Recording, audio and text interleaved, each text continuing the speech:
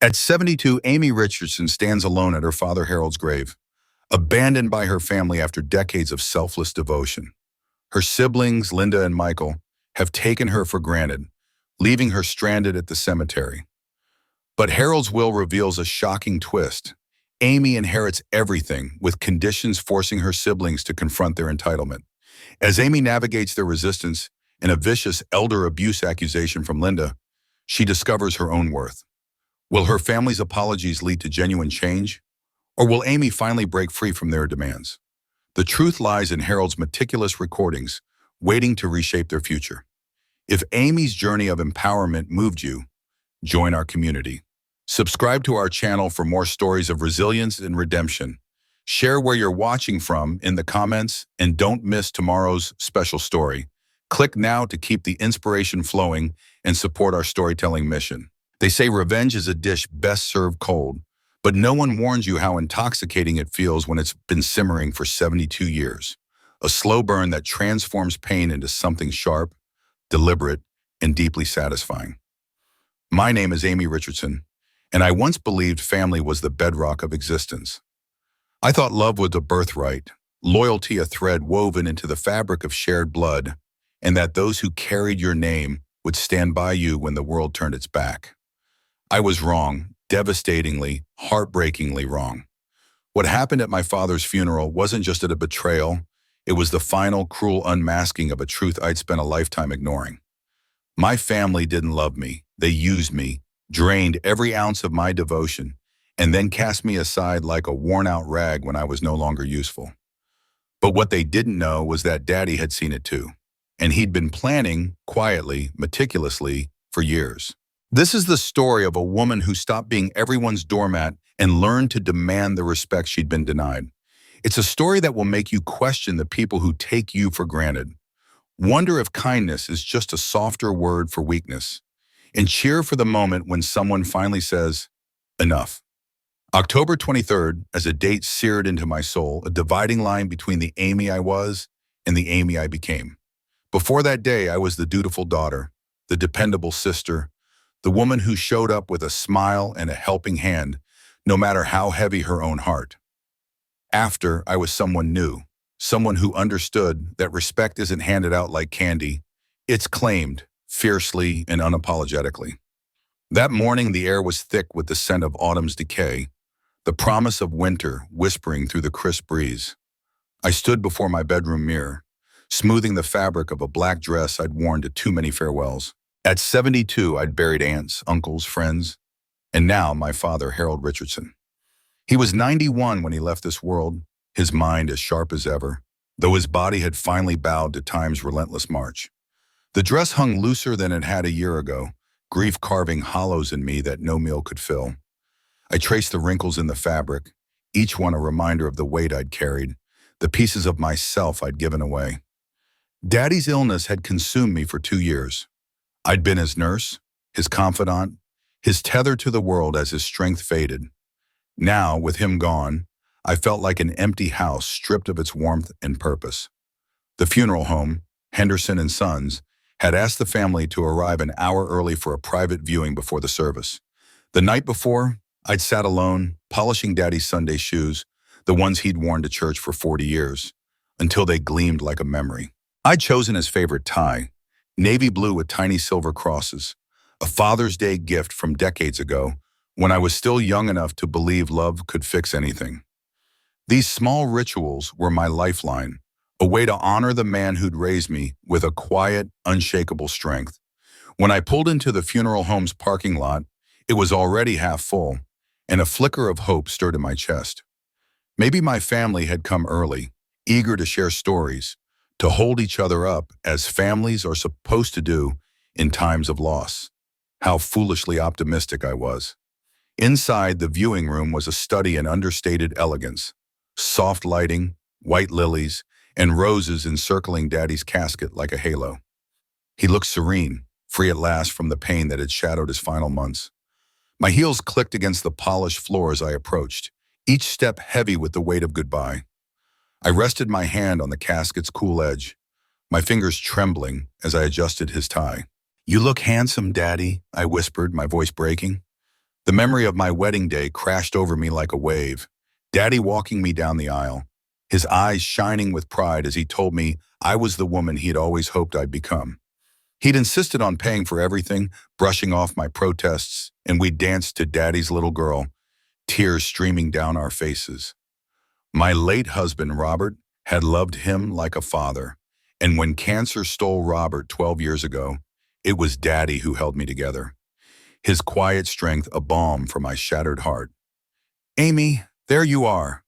My sister Linda's voice cut through my reverie, sharp and commanding. I turned to see her striding toward me, her designer heels clicking with purpose.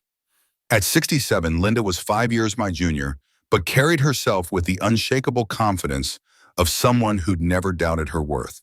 Her black dress screamed expense, likely bought just for this occasion, and her silver hair was styled in flawless waves that spoke of a salon's expertise. I managed to smile, grateful for her presence despite the distance that had grown between us. I began, but she cut me off. "The flowers look nice," she said, her eyes sweeping the room with the detached scrutiny of someone assessing a stranger's decor. Though I told them white roses, not these mixed arrangements. I was very clear about that. Her tone carried a faint irritation, as if Daddy's funeral was just another event to manage. "They're beautiful," I said softly, my voice barely above a whisper. "Daddy would have loved them. He always said flowers were God's way of painting the world." For a moment, Linda's expression softened, a flicker of something human breaking through her polished facade. "He did say that, didn't he?" she murmured, almost to herself. I'd forgotten. Then, as if catching herself, she glanced at her phone. "Michael and Jennifer are running late, as usual. Traffic from the city, you know how it is." Michael, our youngest brother, was 59, still playing the role of the family's charming but unreliable baby, despite being a grandfather himself. Jennifer, Linda's daughter, was 34, a sharp-edged reflection of her mother with a stubborn streak inherited from Daddy. Both lived in Chicago now, their lives filled with careers and obligations that left little room for Millbrook except for holidays and apparently funerals. "That's fine," I said, trying to keep my voice steady.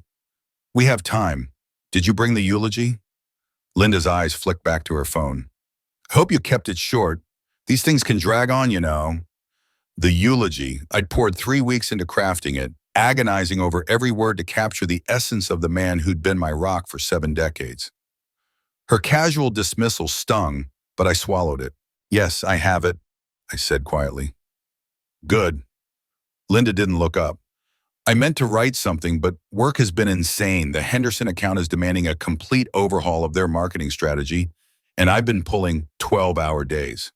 Her job at a Springfield advertising firm had always been her true north, more defining than any family tie.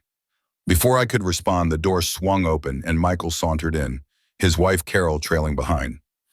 At 59, Michael had Daddy's height but none of his grace, his frame softened by years of indulgence. Carol, his second wife, was kind but perpetually out of her depth in our family's tangled dynamics. "Sorry we're late," Michael said, tugging at his tie as if it were a noose. "Traffic was a nightmare and this place needs a bigger parking lot." "It's fine," I said, stepping forward to hug him. "I'm just glad you're here." His embrace was brief, distracted, his eyes already scanning the room. "So what's the plan? When does this thing start?" he asked, checking his watch. "The service begins at 2, I said. "We have about 30 minutes for family time." 30 minutes? Michael's brow furrowed. "That seems like a lot. What are we supposed to do for 30 minutes? His question landed like a slap. What were we supposed to do? Mourn the man who'd given us everything? Share stories of his laughter, his wisdom, his love? Say goodbye to the father who'd shaped us? "We could share memories," I suggested, my voice tentative, clinging to the hope that we could find some shred of connection in our grief. "Talk about what Daddy meant to us." Linda and Michael exchanged a glance, a silent conversation I wasn't privy to. "That's sweet, Amy," Linda said, her tone patronizing, like she was humoring a child. "But we'll have plenty of time for that later." Later, that word was a family mantra. Later we'd talk. Later we'd visit. Later we'd make time for what mattered. But later never came. It was always pushed aside for work, for traffic, for anything but us. I stood there surrounded by the scent of lilies and the weight of my father's absence, feeling like a ghost in my own family. Jennifer arrived 20 minutes before the service, breathless and apologetic, her sharp features and efficient movements a mirror of her mother's. Her embrace was quick, her perfume overwhelming, a cloud of sophistication that felt out of place in the quiet solemnity of the room. "I'm so sorry, Aunt Amy," she said, her words tumbling out. The babysitter was late, and Emma had a meltdown about her Halloween costume, and David had to take a work call. "It's okay, sweetheart," I said, though my chest tightened at how easily she brushed off the day's significance. "You're here now." The service itself was beautiful, a fitting tribute to a man who'd lived with faith and devotion. Reverend Murphy, who'd known Daddy for 30 years, spoke of his quiet strength, his unwavering love for his family, and the legacy he had left behind. I delivered the eulogy with a trembling voice, each word a piece of my heart laid bare. But as I looked out at my family, I saw Linda checking her phone, Michael shifting impatiently, and Jennifer whispering to her mother. They were there, but they weren't present. And in that moment, I realized the truth I'd been too blind to see. I had given everything to a family that had never truly seen me. But Daddy had, and what he'd left behind would change everything. The church was filled with the soft hum of murmured condolences and the faint scent of lilies as I stood at the podium, clutching the crumpled pages of the eulogy I'd spent nights perfecting. My voice held steady, though my heart quivered like a leaf caught in an autumn gust. I spoke of Daddy, his quiet, steadfast love that had anchored our family and touched so many lives beyond it. I painted a picture of his hands, calloused from years of tending his garden, teaching me how to cradle tomato seedlings and trim rose bushes with care, as if each plant held a piece of his soul. I shared memories of his Sunday mornings, flipping pancakes with a lopsided grin, his terrible puns that drew groans but warmed the room, and his unshakable belief that every problem could be solved with enough grit and patience. As I spoke, I glanced at the congregation, familiar faces from years of church services, community potlucks, and neighborhood chats. There was Mrs. Patterson, the elderly widow from next door, whose groceries Daddy had carried every Tuesday for the past 5 years, her eyes glistening with unshed tears. Tom Bradley, who'd worked alongside Daddy at the hardware store for 2 decades, sat with his head bowed, hands clasped tightly. The Hendersons were there too, their son, once a shy little leaguer under Daddy's patient coaching. These people had come to honor a man whose small, deliberate acts of kindness had woven him into the fabric of their lives. In the front row, my family sat, but their presence felt hollow.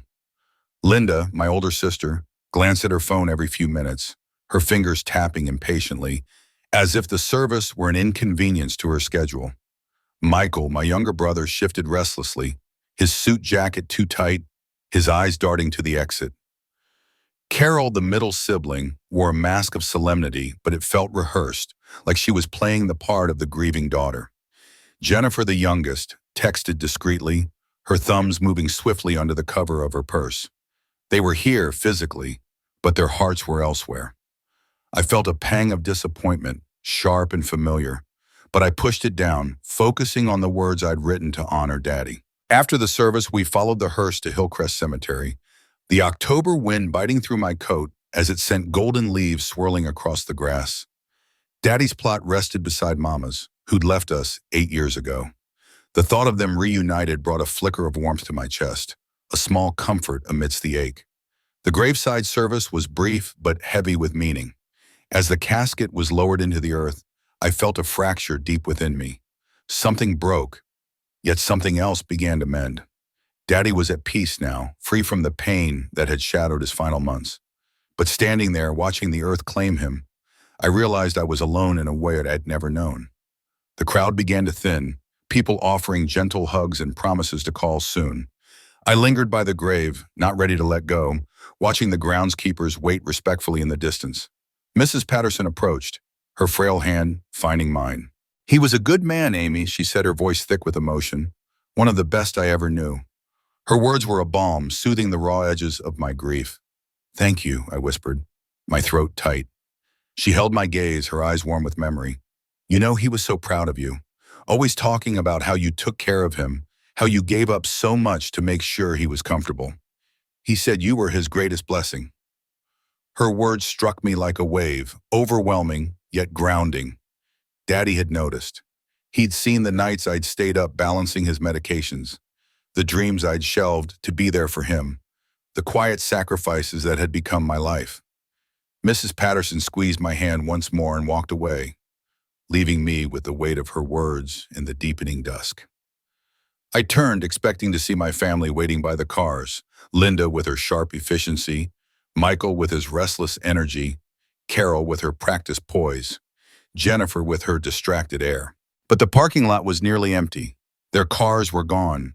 The cemetery stretched out, silent except for the rustle of leaves and the distant murmur of groundskeepers. My family, the people I'd poured my life into, the ones I'd loved and worried over and sacrificed for, had left me standing alone at Daddy's grave. The wind cut sharper now, slicing through my coat, and I stood, frozen, trying to make sense of it. Surely they'd just gone ahead to the church for the reception dinner, assuming I'd follow. But deep down, I knew better. They'd left because they could, because Amy was the reliable one, the one who handled everything, who never asked for help, who never demanded attention. The walk back to the funeral lane felt endless, each step heavier than the last. My car sat alone in the lot, one of 3 remaining. The reality hit me like a physical blow. I was stranded. Not just here, in this cold, quiet cemetery, but in life.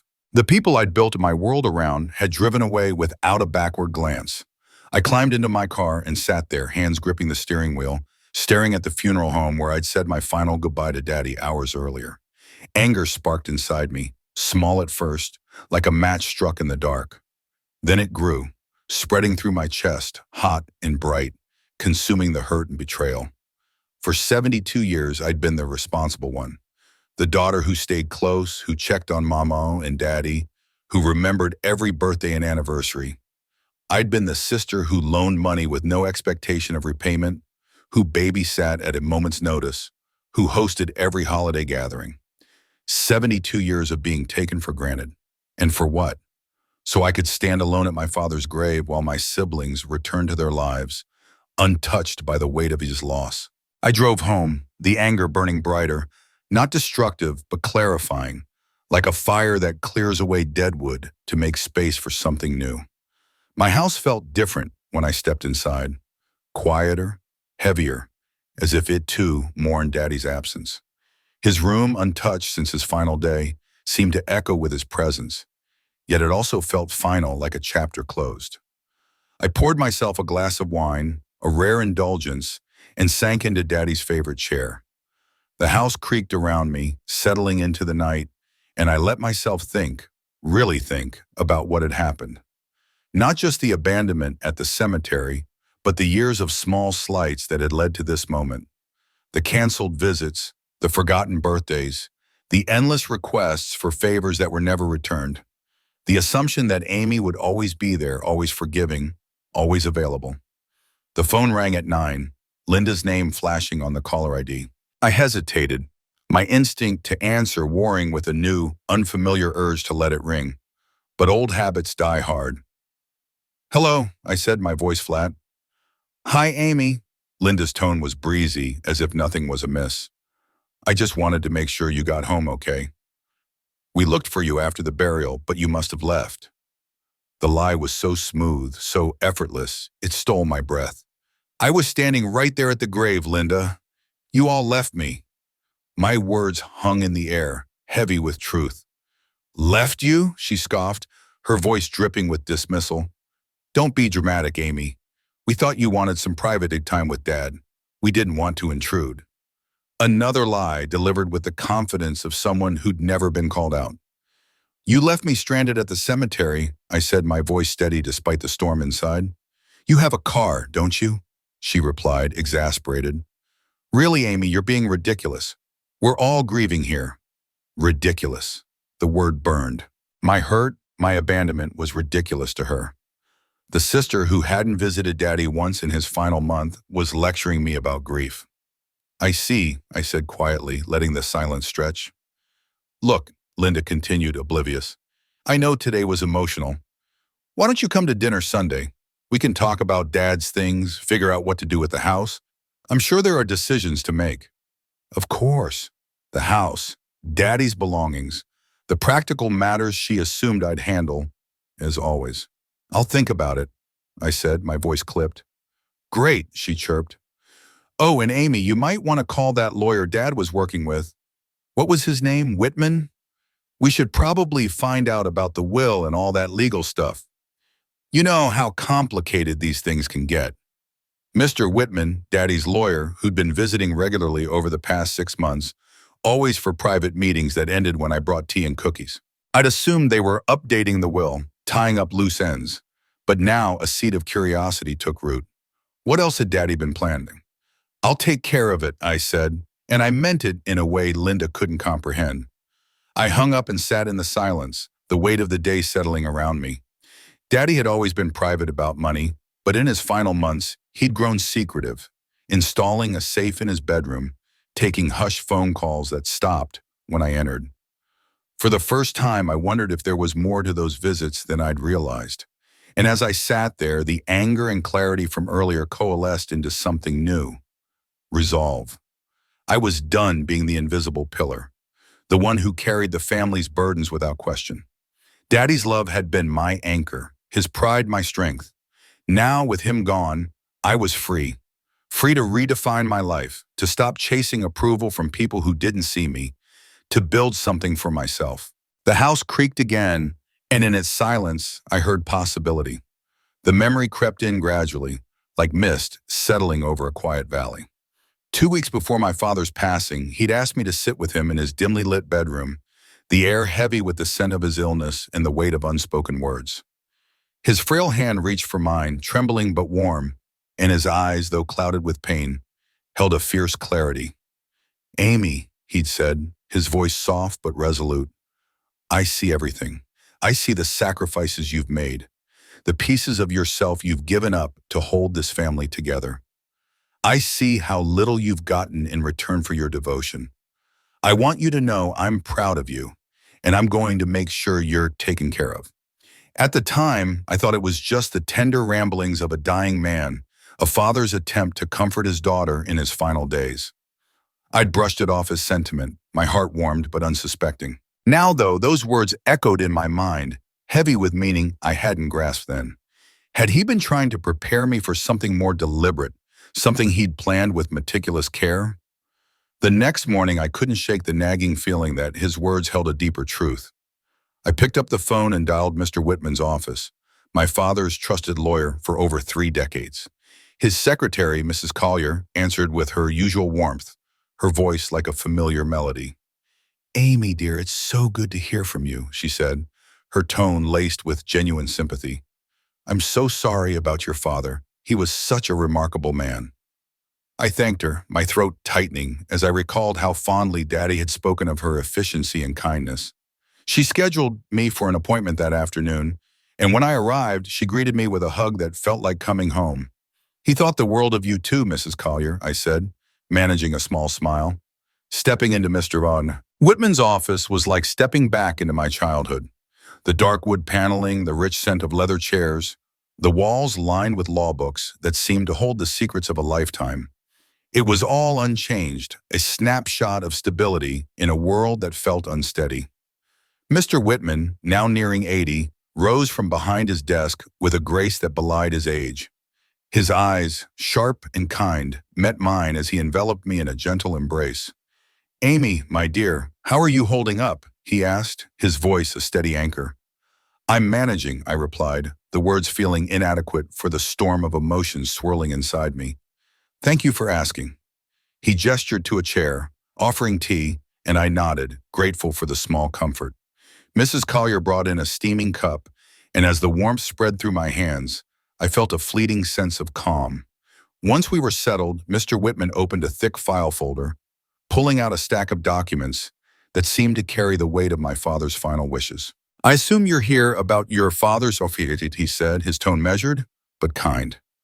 I nodded, mentioning that my sister Linda had suggested I contact him about the legal arrangements. He studied my face for a moment, his expression unreadable but gentle. Amy, your father and I had many long conversations over the past year, he began. He was deeply concerned about how his passing would affect you. He wanted to ensure you were protected. My brow furrowed. Protected from what? I asked, my voice barely above a whisper. From being taken advantage of, he said firmly, yet with a softness that felt like a balm. From being treated the way you've always been treated. His words landed like a stone in still water, rippling through me. My heart began to race, a mix of dread and curiosity tightening my chest. What kind of things did he notice? I asked, almost afraid of the answer. Mr. Whitman leaned forward, his eyes locking onto mine with a quiet intensity. Your father was an observant man, Amy. He saw that you were the only one who visited him regularly, the only one who cared for him through his illness, the only one who sacrificed your own life to ensure his comfort and dignity. He saw how your siblings, Linda and Michael, only reached out when they needed something, usually money. The bluntness of his words hit me like a physical blow, though they only confirmed what I'd long felt but never dared voice. My siblings' absence during Daddy's illness had been a quiet ache, their rare calls always tinged with requests for financial help. I'd buried my resentment, telling myself it was just how families worked. But hearing it laid bare by Mr. Whitman made it real. Mr. Whitman, I don't think, I started, but he raised a hand gently. Amy, your father documented everything, he said. Phone calls, visits, requests for money. For the past 18 months, he kept meticulous records of every interaction with your family. He wanted his will to reflect the truth of his relationships, not some idealized version of family. He slid a document across the desk, its pages crisp and heavy with significance. This is your father's will, Amy, he said. It's detailed, and I think you should read it carefully. My hands trembled as I picked it up, the legal jargon swimming before my eyes. But certain phrases leaped out, sharp and undeniable. Sole beneficiary, primary inheritor, conditional bequests, documented patterns of behavior. I looked up at Mr. Whitman, my voice shaky. This says I inherit everything. The house, the investments, the life insurance, everything. But what about Linda and Michael? He pointed to a section of the document. Read the conditional clauses, he said gently. I read the passage twice, the words slowly sinking in. Linda and Michael were mentioned, but their inheritances were tied to strict conditions. They would need to offer a formal apology for years of taking advantage of my generosity, commit to treating me as an equal rather than a servant, and demonstrate genuine care for my well-being. The criteria were specific, almost impossibly so, and the weight of my father's intentions settled over me. This is incredible, I managed, my voice breaking. Mr. Whitman's expression softened. Your father was clear about his wishes, Amy. He said he'd watched you give everything to this family while your siblings took without gratitude. He decided it was time for things to change. My mind reeled. The thought of Linda and Michael's reactions sent a shiver through me. They'll be furious, I said. They'll contest the will, won't they? Mr. Whitman's eyes gleamed with quiet confidence. They can try, but your father was thorough. He has recordings, Amy, conversations with Linda and Michael, where they made it clear they saw you as their personal banker and caretaker. He has emails, text messages, witness statements. He built an ironclad case for why you deserve this and why they don't. Recordings.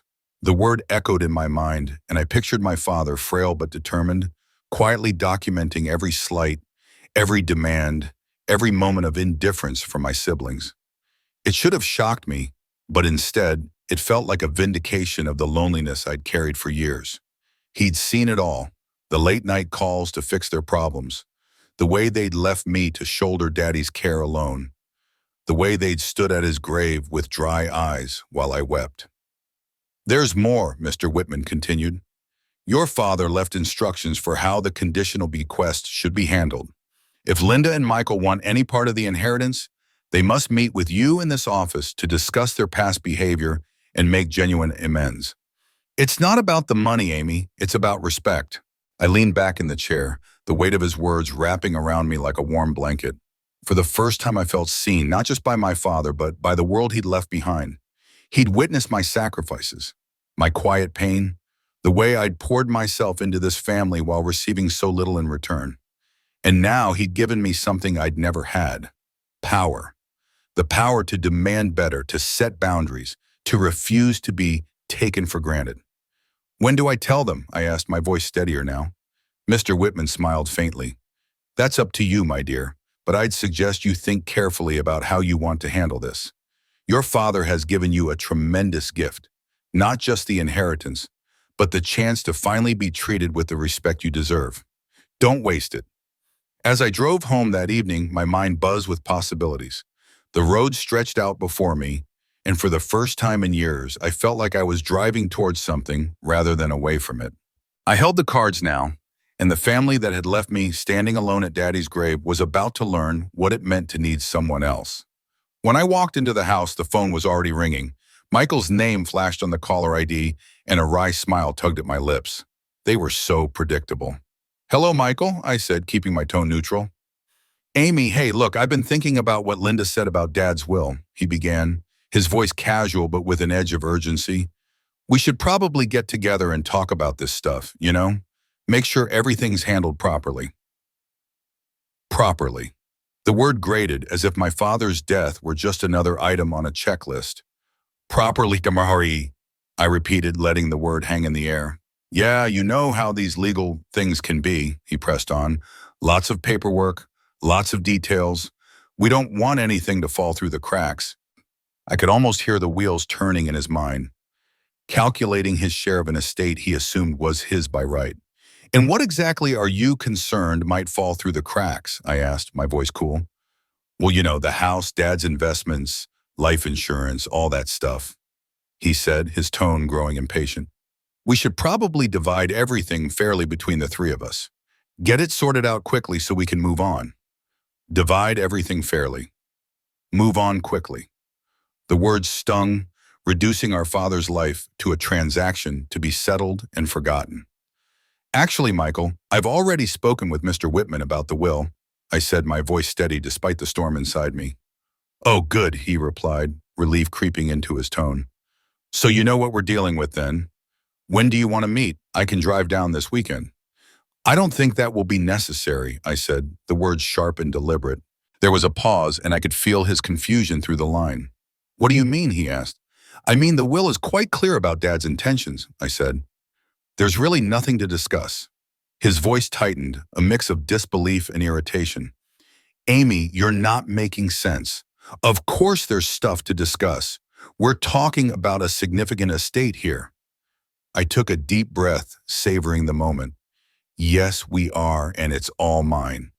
The silence on the other end was deafening, a void filled with the weight of his shock. When he finally spoke, his voice was strained, almost trembling. "What did you just say?" I repeated myself, each word clear and unyielding.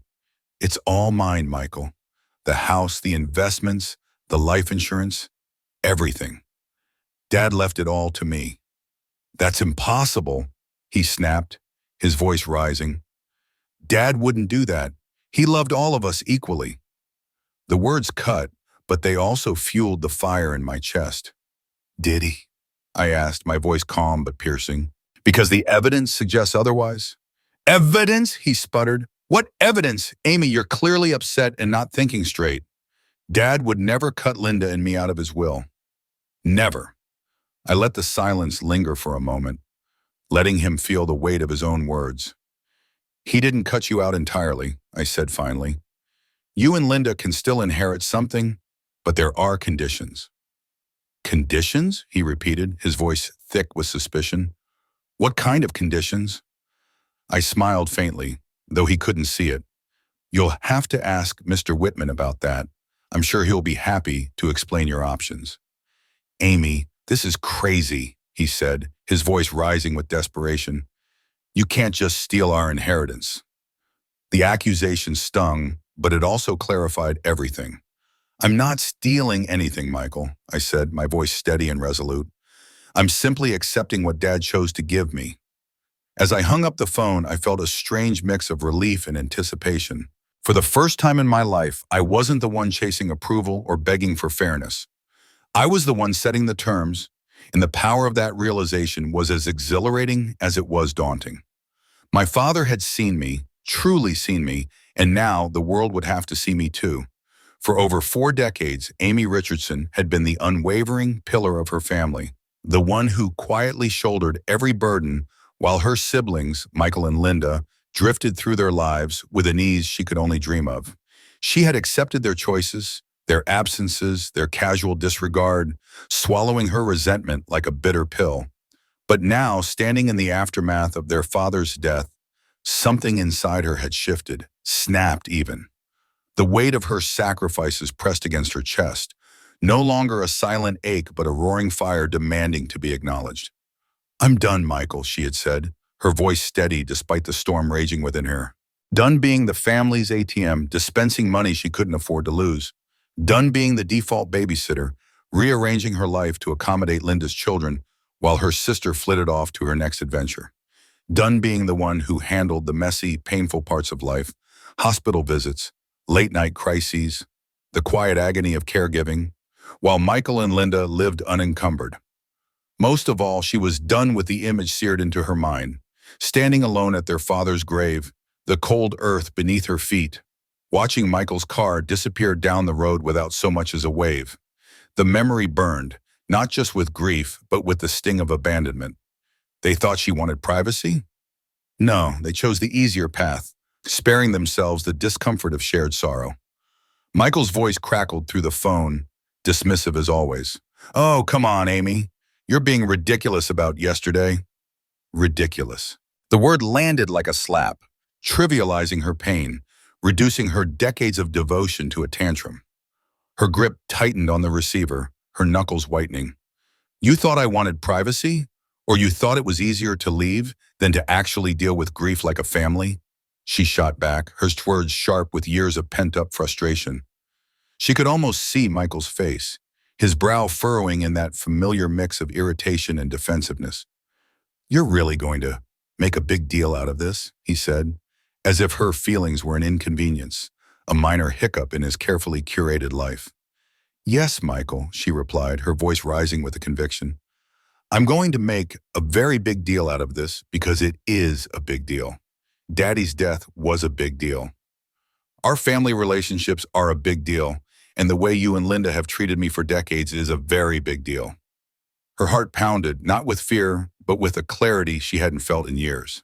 This wasn't a breakdown, as Michael would later accuse her of having. This was a breakthrough, a moment of reckoning where she finally saw her worth and refused to let it be trampled any longer.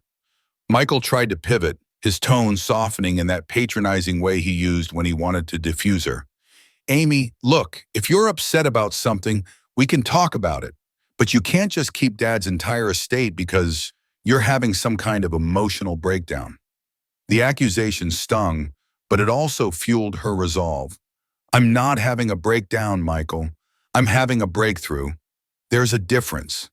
She could hear his exasperation, the way he clung to the narrative that she was overreacting, that her emotions were the problem, not their actions. "This is insane," he muttered. "I'm calling Linda."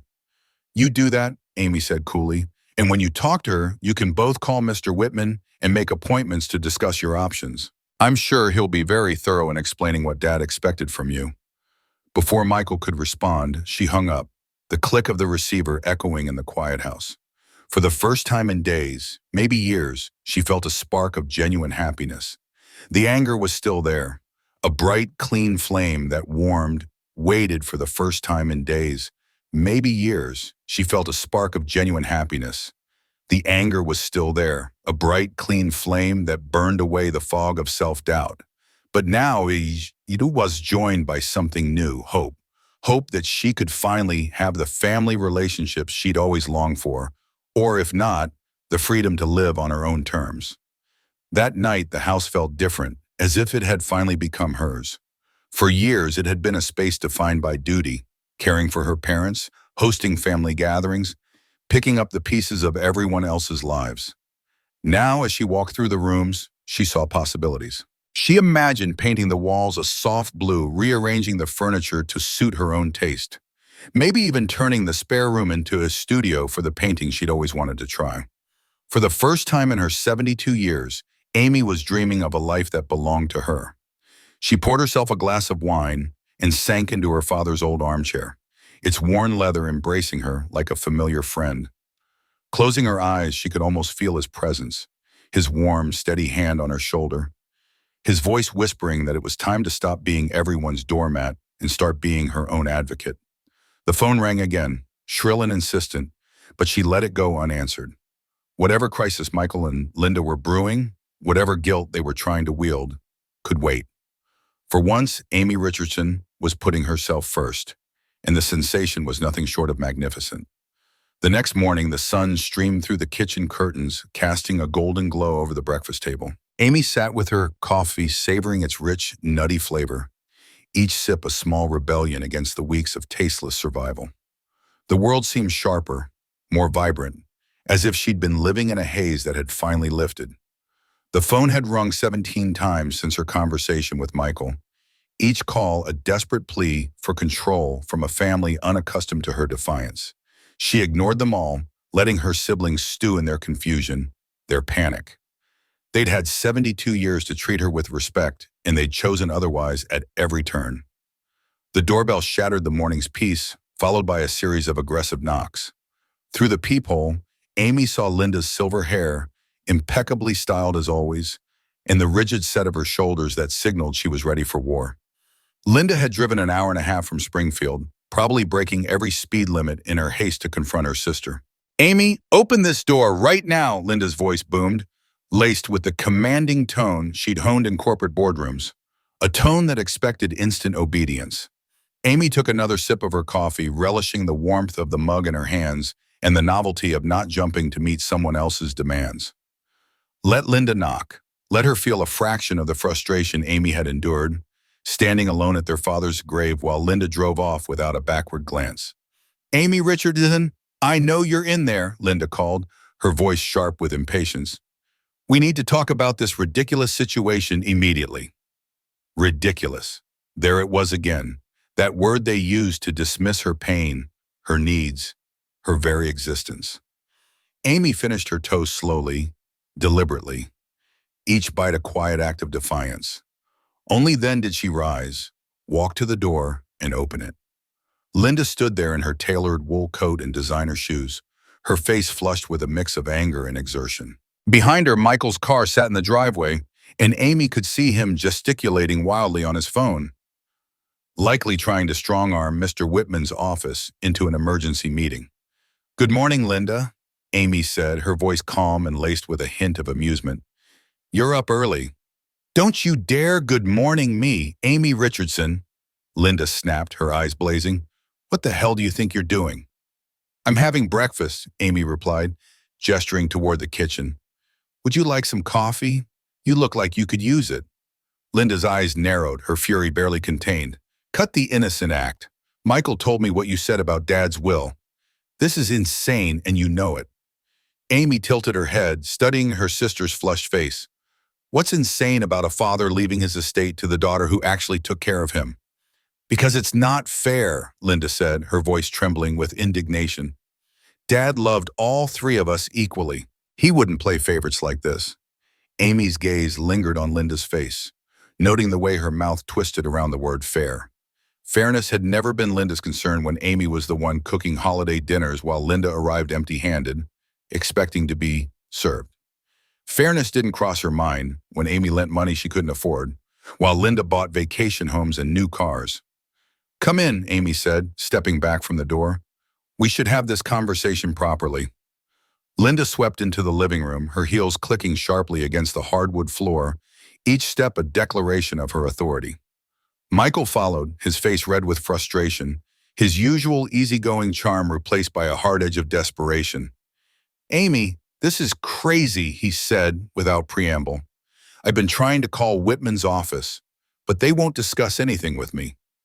They say I need to make an appointment through you." "That's correct," Amy said, her voice even. "That's not how this works," Michael protested, his hands clenching into fists. "We're family. We have rights." "Do we?" Amy's question hung in the air, heavy with years of unspoken truths. "Because yesterday, when I needed my family most, you both seemed to forget that fact entirely." Linda, who had been pacing the length of the living room like a caged animal, stopped and whirled to face her. Oh, for God's sake, Amy, are you still harping on that? We've already explained what happened yesterday. We thought you wanted private time at the cemetery. You thought I wanted to be abandoned, Amy said, her voice low but piercing. There's a difference. Nobody abandoned you, Michael said, but his words lacked conviction, his eyes darting away from hers. You're blowing this way out of proportion. Amy walked to the mantelpiece and picked up a framed photograph from 3 Christmases ago. The family stood around their father's tree, smiling for the camera, but the image told a deeper story now. Linda's eyes were on her phone even as she smiled. Michael was reaching for his coat, already halfway out the door. Only Amy and their father were truly present, their smiles genuine but heavy with the weight of unspoken burdens. Let me tell you about proportion, Amy said, setting the photo down with care. For 47 years since Robert died, I've been the one everyone could count on. When Mama got sick, who rearranged her entire life to care for her? When Daddy needed surgery, who took leave from work to be his advocate? When your kids needed babysitting, Linda, who dropped everything to help? When your business was failing, Michael, who co-signed in loans and never asked for repayment? That's different, Linda said quickly, her voice sharp with defensiveness. That's just what families do for each other. Is it? Amy's eyes locked onto Linda's, unflinching. Because I don't remember either of you doing those things for me. I don't remember you taking care of Robert when he was dying of cancer. I don't remember you helping me through my grief. I don't remember you offering to care for our parents so I could have a break, or lending me money when I was struggling, or showing up when I needed support. You never asked, Michael said, his tone weak, almost pleading. I shouldn't have had to ask, Amy replied, her voice trembling with the weight of decades of hurt. That's the point. Real family doesn't wait to be asked. Real family notices when someone they love is struggling and steps up without being prompted. The silence that followed was suffocating, filled with the uncomfortable truth of her words. Linda's face tightened, her lips pressing into a thin line as she searched for a rebuttal. Michael's shoulders slumped, his eyes fixed on the floor, unable to meet her gaze. For the first time, Amy saw them not as the untouchable siblings she'd always envied, but as people confronted with the reality of their own shortcomings. And in that moment, she felt not just anger, but a quiet, burgeoning sense of power, the power to finally demand the respect she deserved. My dearest Amy, if you're reading this, then you've learned the truth about my will, and your siblings have likely shown their true colors. I want you to know that every decision I made was deliberate, the result of years of watching and listening. You've spent your entire adult life putting this family first, sacrificing your own opportunities, relationships, and dreams to care for us. You've never asked for anything in return except to be loved and valued. But instead, Linda and Michael have treated you like an employee, someone whose time and energy they could take without a second thought. I've seen the way they've dismissed your feelings, made plans that excluded you, and assumed you'd always be there to handle their responsibilities. I've listened to their conversations, their careless words about you, as if you were a convenience rather than a person with your own hopes and needs. This will isn't about money, Amy. It's about justice. It's about giving you the respect and consideration you have always deserved. The conditions I've set for Linda and Michael aren't impossible. They simply require them to treat you as an equal, to show you the respect you've earned. If they choose to meet those conditions, they'll prove they're capable of change. If they choose to fight, they'll show that their entitlement matters more than their relationship with you. Either way, you'll know where you stand, and you'll have the resources to build the life you want, not the one others expect of you. You've been the best daughter a father could ask for. Loving, generous, patient, and kind, even when kindness wasn't returned. Now it's time for you to be something else. Free. Now this freedom to travel, to move, to say no when you need to. Put yourself first for once. You've earned it 1,000 times over. I love you, sweetheart. I'm proud of you, and I hope you'll learn to be proud of yourself too. All my love, Daddy. For years, I had poured my heart into earning affection that should have come without strings attached, chasing a love that felt like a mirage, always just out of reach. When the dam finally broke, I wept. I wept for the decades spent bending over backward, trying to prove my worth to a family that took my sacrifices for granted. I wept for the countless moments I'd given up pieces of myself, my time, my dreams, my energy, without so much as a nod of gratitude. I wept for the woman I could have become, the one who might have stood taller, dreamed bigger. If only I'd learned sooner to cherish my own heart as fiercely as I cherished others. But above all, I wept with the profound, almost dizzying relief. Relief that I wasn't losing my mind, that the patterns of neglect and dismissal I'd sensed for years were not figments of my imagination but real, tangible truths. Relief that my father, in his quiet wisdom, had seen it too, had seen me, and validated the pain I'd been too afraid to name. Relief that, at long last, I was free to choose a life shaped by my own desires, not the weight of others' expectations. The rest of that day unfolded with a quiet, almost sacred stillness. I picked up the phone and dialed Mrs. Patterson, my neighbor, whose warm voice always carried a hint of mischief. I asked if she'd like to join me for lunch the next day, and her delight was so genuine it caught me off guard. "Oh, Amy, that sounds lovely," she exclaimed, and I could hear the smile in her words. It dawned on me as we chatted about nothing in particular, that it had been years, decades even, since I'd made plans purely for the joy of connection, unburdened by family obligations. The thought sparked a flicker of excitement, a small rebellion against the role I'd played for so long. The dutiful sister, the invisible caretaker. Emboldened, I called the travel agency downtown, my voice steady as I asked for brochures on European river cruises. I'd always dreamed of gliding along the Rhine, the ancient castles rising like sentinels from the mist, their stone walls whispering stories of centuries past. But there had never been time, never enough money, never the permission I'd unconsciously waited for to claim such a luxury for myself. Now, though, the barriers had crumbled. I had the means, the time, and most importantly, the will. That evening, I cooked dinner for one, a simple meal of roasted vegetables and grilled chicken, and for the first time in years, I didn't feel the ache of loneliness. Instead, I felt anchored, purposeful, like a woman whose preferences mattered, whose time held value, whose happiness was worth chasing. The act of sitting at my kitchen table, savoring each bite, felt like a quiet declaration of independence. The phone rang throughout the evening. Linda, Michael, even Jennifer, their voices sharp with urgency, their messages laced with guilt trips and demands to be reasonable. I let every call go to voicemail. Their crises, their needs, their expectations, they were no longer my burden to carry. Their urgency was not my emergency anymore. Around 9 o'clock p.m., a soft knock at the door startled me. I opened it to find Jennifer, my 34-year-old niece, standing on the porch, looking younger than her years, her face etched with discomfort rather than the entitled indignation I'd braced for. "Aunt Amy, can we talk?" she asked, her voice small, almost fragile. I nodded, stepping aside. "Of course, sweetheart. Would you like some tea?" "That would be nice. Thank you," she replied, her eyes darting around the room as if searching for answers in the familiar space. We settled at the kitchen table, the kettle humming softly in the background.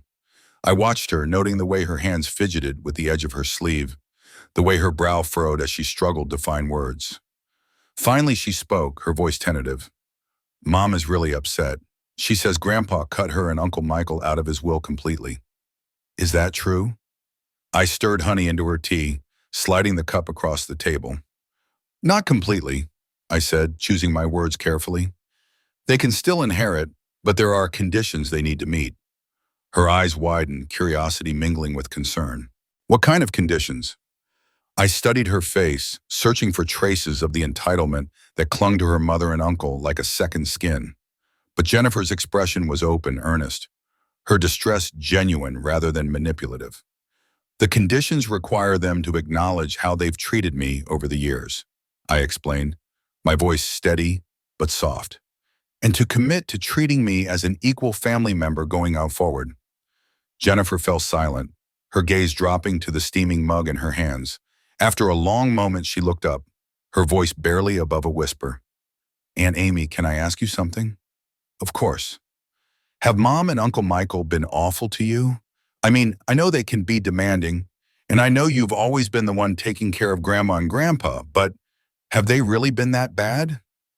Her question was so earnest, so laced with innocent confusion, that I realized she'd never seen the full scope of her family's behavior toward me. She'd witnessed the polished surface, the holiday gatherings, the forced smiles, the polite small talk, but not the undercurrent of expectations, the relentless demands, the way I'd been reduced to a role rather than a person. I leaned forward, my voice gentle but deliberate. Let me ask you something, Jennifer. When was the last time your mother asked about my health, my happiness, or my plans without needing something from me? She opened her mouth to respond, then closed it, her brow knitting as she searched her memory. I pressed on, my tone still soft but unyielding. When was the last time she offered to help me with something instead of asking me to help her?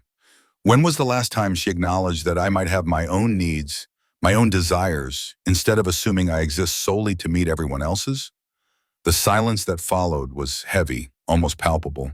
Jennifer's eyes glistened with unshed tears, and she shook her head, unable to answer. "Oh, Aunt Amy," she whispered, her voice breaking. "I never realized." "Most people don't, sweetheart," I said, reaching across the table to squeeze her hand. "Your mother isn't cruel or malicious. She's just never learned to see me as a whole person with my own life to live. To her, I'm the reliable sister, always available, always willing to help, never needing help in return." "That's not fair," Jennifer said, her voice trembling with a mix of guilt and realization. "No, it's not," I agreed. "And your grandfather saw that. He wanted to make sure that either your mother and uncle learned to treat me better, or I'm free to build relationships with people who do value me." Jennifer wiped her eyes with a tissue, her shoulders slumping. "What can I do to help?" she asked, her voice small but sincere. The question caught me off guard, a quiet shockwave rippling through me. It was the first time anyone in my family had asked how they could help me instead of the other way around. I smiled, my heart softening. "Nothing, honey, this is between me and my siblings, but I appreciate you asking." She hugged me before she left, and the embrace felt different from the perfunctory ones I was used to from family. It was warm, genuine, as if she was truly present in the moment, seeing me not as the dependable Aunt Amy, but as a person with her own heart, her own hurts. That night I slept more deeply than I had in months, my dreams no longer tangled in anxiety and obligation, but alive with possibilities. I dreamed of river cruises under starlit skies, of art classes where I dipped my brush into vibrant colors, of friendships built on mutual respect rather than one-sided service. I dreamed of a life shaped by my own values, not the expectations of others. When I woke the next morning, I felt lighter, as if I'd shed a weight I hadn't even known I was carrying. The phone was ringing again, but I let it ring. Whatever crisis my family was facing, whatever demands they were making, whatever guilt they were trying to wield, it could wait. For the first time in my 72 years, I was putting myself first, and the world hadn't crumbled. In fact, it felt like it was just beginning to open up.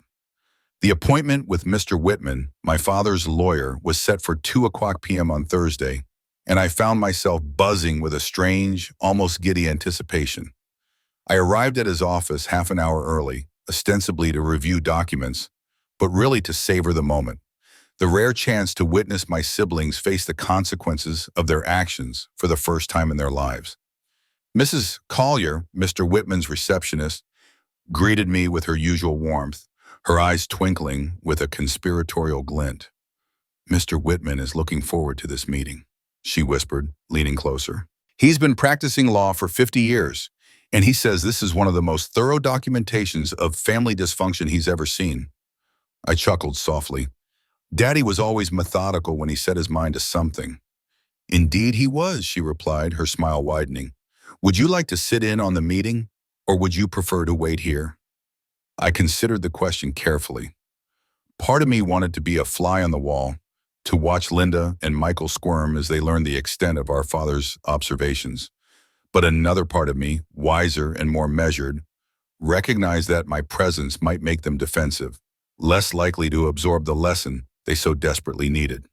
"I think I'll wait here initially," I said. "If Mr. Whitman needs me, I'll be available." At precisely 2:00, Linda and Michael arrived, dressed as if they were attending a corporate board meeting rather than a reading of their father's will. Linda wore a sharp black suit, its tailored lines screaming expense, likely more than I spent on clothes in a year. Michael, meanwhile, had donned his best funeral suit, his face set in a mask of grim determination. They barely acknowledged me as Mrs. Collier ushered them into Mr. Whitman's office, their steps brisk, their postures rigid with entitlement. Through the thick oak door, I could hear the muffled rise and fall of voices, sharp exclamations from Linda, clipped responses from Michael, and long stretches of silence that suggested they were poring over documents.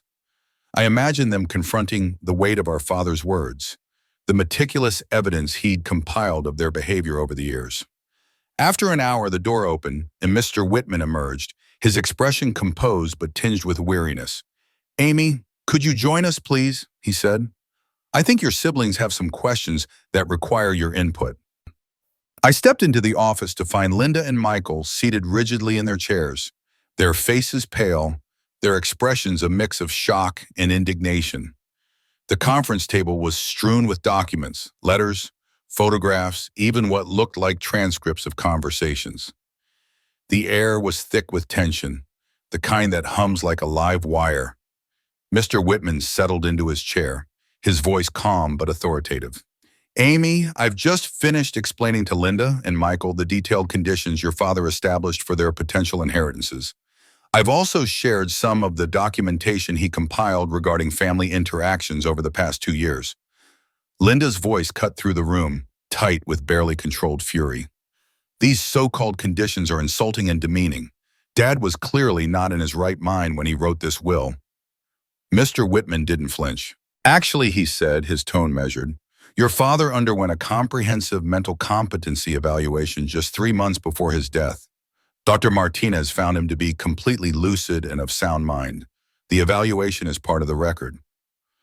Michael leaned forward, his hands clasped so tightly his knuckles were white. "Mr. Whitman, with all due respect, our father was obviously being influenced by someone who had—" The sentence hung unfinished, but the implication was clear. I met his gaze, my heart steady despite the accusation. For the first time, I felt no need to defend myself, no urge to smooth over the tension. My father's will, his careful documentation, spoke for me. And in that moment, I knew I was no longer the invisible sister, the one who existed to serve. I was Amy Richardson, a woman with her own voice, her own worth, in a future she was ready to claim. The air in the lawyer's office felt heavy, charged with unspoken resentment and the weight of revelations yet to come. Amy sat quietly, her hands folded in her lap, but inside her heart churned with a mix of validation and long-buried pain. For years, she had been the anchor of the Richardson family, the one who stepped in without hesitation, sacrificing her time, energy, and savings to keep everyone afloat. Now, as Mr. Whitman, her father's attorney, opened a thick folder and began pulling out sheets of paper, the truth of her family's disregard was about to be laid bare. These weren't just documents. They were a mirror held up to her siblings, Linda and Michael, forcing them to confront their own words and actions. "These are transcripts," Mr. Whitman said, his voice steady but carrying an edge of authority, "of recorded phone conversations between your father, Harold, and each of you over the past 18 months. They reveal a pattern of behavior toward Amy that he found troubling, behavior he described as dismissive, entitled, and frankly, disrespectful." The room went still, the kind of silence that feels like it could shatter glass. Amy glanced at Linda, whose face tightened, her eyes darting to Michael as if searching for an ally. Michael, usually so composed, shifted in his seat, his fingers drumming nervously against the armrest. Amy could almost see the gears turning in their minds, both of them sifting through memories of casual conversations with their father, wondering what they might have said when they thought no one was truly listening. Linda broke the silence, her voice sharp with defiance. "That's illegal. He can't just record us without our permission." Mr. Whitman adjusted his glasses, unfazed. "Actually, in this state, one-party consent laws apply, Thoim. Your father was well within his rights to record conversations he was part of. But let's be clear, these recordings weren't made to trap you. They were the work of a man who cared deeply about his family and wanted to document patterns that troubled him. He wasn't acting out of malice. He was trying to understand why his daughter Amy was being treated as less than she deserved. Amy's chest tightened at those words. Her father had seen it, had seen her, in a way she'd never dared hope. For so long she'd swallowed her hurt, convincing herself that her role as the family's caretaker was just her lot in life. She'd never complained, not really, because she loved her family. But love didn't erase the sting of being taken for granted, of being seen as a resource rather than a person. Mr. Whitman held up a transcript, his eyes scanning the page. This is from a conversation between you, Linda, and your father on March 15th of this year. It's about Amy's availability to babysit your grandchildren during spring break. Would you like me to read it? Linda's face flushed and she shook her head quickly. No, that's not necessary. I think it is, Amy said softly, her voice steady despite the tremor of emotion beneath it. I think it's time we stop pretending everything's fine. Mr. Whitman cleared his throat and began to read. Linda Richardson to Harold Richardson. Dad, I need Amy to watch the kids for a week while Jennifer and David go on their anniversary trip. I know she doesn't have any real obligations anymore, so it shouldn't be a problem. Just tell her it's important family business. The words landed like a slap, raw and unfiltered. Amy's mind flashed back to that week in March. She'd been battling a brutal case of bronchitis, her body aching with every cough. But she hadn't said a word to Linda. She'd known how much her sister was counting on her to watch Jennifer's two young children, and Amy had always prided herself on being reliable. So she'd pushed through, hiding her exhaustion behind a smile, because that's what family did, wasn't it? But hearing Linda's words now, her assumption that Amy's life was empty, her time free for the taking, cut deeper than she'd expected. Mr. Whitman continued, reading her father's response. Harold Richardson, have you asked Amy if she's available? She might have her own plans. Linda Richardson, what plans could she possibly have? She never goes anywhere or does anything. Besides, family comes first, right? She knows that. Amy's throat burned and she blinked rapidly to keep the tears at bay. Linda's casual dismissal of her life, her dreams, her struggles, her very existence, felt like a betrayal laid bare. She glanced at Linda, who was staring at the floor, her lips pressed into a thin line. Michael, meanwhile, squirmed in his chair, his discomfort palpable. Conversations can sound worse out of context, Michael said, his voice tight as if he could deflect the weight of the moment. Can they? Mr. Whitman's tone was measured, but his raised eyebrow suggested skepticism. He flipped to another transcript. This is from a conversation between you, Michael, and your father on August 3rd regarding a loan for your son's college tuition. Michael's shoulders stiffened and Amy braced herself. She knew what was coming. She'd heard variations of this conversation her whole life. Mr. Whitman read aloud, Michael Richardson to Harold Richardson. I hate to ask, Dad, but we're short on Tommy's tuition money. Could you help us out? Harold Richardson, have you considered asking Amy for assistance? She's helped the family financially many times. Michael Richardson, Amy doesn't have real money, Dad. She's got that little teacher's pension and whatever she saved from her job at the library. I need serious money, not pocket change. Amy's heart sank, the familiar ache of being undervalued blooming in her chest.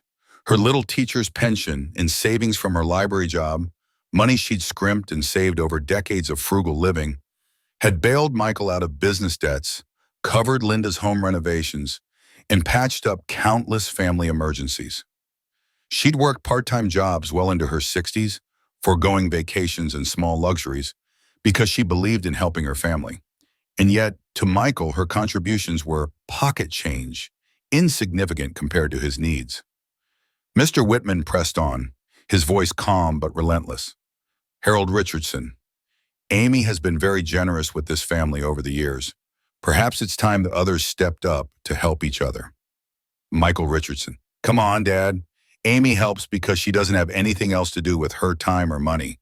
She's not married, doesn't have kids, doesn't travel. What else is she going to do with her life? The words hung in the air, sharp and cruel, slicing through Amy's carefully built defenses. She'd spent years telling herself it didn't matter, that her siblings' thoughtless comments were just that, thoughtless. But hearing them now, preserved in black and white, was like having her entire existence reduced to a footnote in someone else's story. To Michael, her life was empty because it didn't mirror his own. Her worth was measured only by what she could give, not by who she was. Linda's composure began to fray, her voice trembling as she spoke. Those were private conversations. We had no idea Dad was recording us. No, you didn't, Amy said, her voice quiet but firm, finally finding the courage to speak her truth. You had no idea he was listening when you talked about me like I was some kind of servant, like my only purpose was to make your lives easier. When was the last time either of you asked about me? About my dreams, my health, my hopes? When did you ever stop to think that I might want a life outside of being your safety net? Her words seemed to echo in the room, and for a moment no one spoke. Linda's eyes glistened, and Michael looked away, his jaw tight. Amy's heart pounded, but there was a strange relief in finally saying what she'd held inside for so long. Mr. Whitman consulted another document, his expression somber. Your father documented 47 instances over 18 months where family member asked Amy for help. Babysitting, pet care, house sitting, loans, transportation, meal preparation for family events, even caregiving for aging relatives. In that same period, he noted 0 instances of anyone offering to help Amy with anything. Michael leaned forward, his voice defensive. We would have helped if she'd asked. Would you? Mr. Whitman's tone was sharp now, cutting through Michael's excuse. Because according to a transcript from last December, when Amy mentioned feeling overwhelmed with caring for your father and managing the household, you said, and I quote, "That's what she's good at, Dad. Amy's always been the responsible one. She can handle anything." Amy's breath caught. She remembered that moment, not the exact words, but the feeling. She'd been exhausted, juggling her father's care with her own health struggles, and she dared to voice it, hoping for a shred of support. Instead, Michael had brushed her off, reinforcing the role she'd been assigned, the one who never faltered, who never needed help, the responsible one. Linda stood abruptly, pacing to the window, her arms crossed tightly. Fine, maybe we could have been more considerate. Maybe we took Amy's help for granted sometimes. But that doesn't justify Dad cutting us out of his will. He didn't cut you out entirely, Mr. Whitman clarified, his voice calm but firm. He set conditions for your inheritance, conditions meant to foster better family relationships. Michael leaned forward, his reluctance clear. What conditions? Mr. Whitman referred to the will, his tone methodical. First, you must participate in a family meeting facilitated by this office, where you acknowledge the patterns of behavior your father documented and offer Amy a sincere apology for taking advantage of her generosity. That's humiliating, Linda snapped, her voice sharp but tinged with something softer. Guilt, perhaps. Second, Mr. Whitman continued, you must create a written agreement outlining how family responsibilities will be shared equitably moving forward. This includes caregiving for elderly relatives, financial support during emergencies, and emotional support during difficult times. Michael's eyes widened, his voice incredulous. You want us to sign a contract to be a family? Third, Mr. Whitman said, ignoring the outburst, you must make a genuine effort to include Amy in family decisions and social activities as an equal, not as someone whose role is to serve. This is ridiculous, Linda muttered, but her voice lacked the fire it had before. She sounded tired, as if the weight of the truth was finally sinking in. Fourth, Mr. Whitman added, you must make financial restitution for the loans and expenses Amy has covered for the family over the past 10 years. The silence that followed was heavy, almost suffocating. Amy watched as Linda and Michael exchanged glances, their minds clearly racing to calculate the cost of their reliance on her. The down payment she'd helped with for Michael's first house, the credit card debt she'd paid off for Linda during her divorce, the countless smaller loans, groceries, car repairs, medical bills that had never been repaid because Amy had never asked. How much are we talking about? Michael asked, his voice barely above a whisper. Mr. Whitman consulted a ledger. Based on Amy's financial records and your father's documentation, approximately $43,000 in unpaid loans and expenses. Linda sank back into her chair, her face pale. We don't have that kind of money just lying around. The restitution can be made over time with reasonable payment plans, Mr. Whitman said. Your father wasn't trying to punish you. He wanted you to recognize Amy's sacrifices and make things right. And if we meet these conditions, Michael asked, his tone cautious, then you would each inherit 1/3 of the remaining estate after Amy receives her primary bequest, Mr. Whitman explained. The family home, the investment portfolio, and the life insurance proceeds go to Amy regardless. But other assets, your father's collection of antique tools, valued at approximately $15,000, his coin collection worth about $8,000, the vintage car in the garage, which could fetch $20,000 at auction, and various personal effects would be divided among the three of you. Linda's eyes narrowed, her voice sharp. What other assets? Mr. Whitman paused, letting the question hang in the air, as if giving Linda a moment to reconsider her tone. Amy sat quietly, her emotions a tangle of grief, anger, and a strange, budding sense of hope. For the first time, her father's love for her felt tangible, his will a final act of protection. But the road ahead, rebuilding a family that had taken her for granted for so long, felt daunting.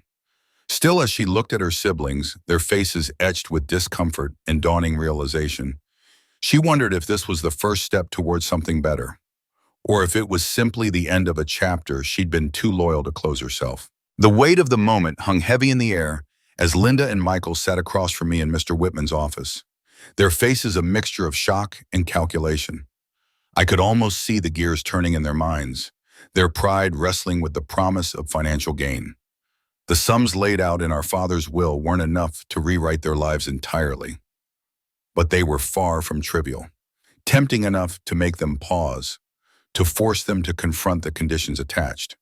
Their silence was deafening, a stark contrast to the years of dismissive words and thoughtless demands I'd endured.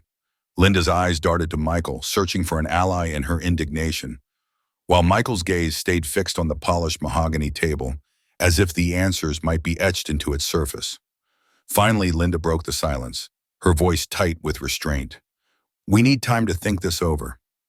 Her words carried a brittle edge, like she was swallowing a bitter pill she wasn't ready to acknowledge. I nodded, keeping my expression neutral, though inside my heart was a storm of conflicting emotions, relief that the truth was finally laid bare, and a deep, aching sadness that it had come to this.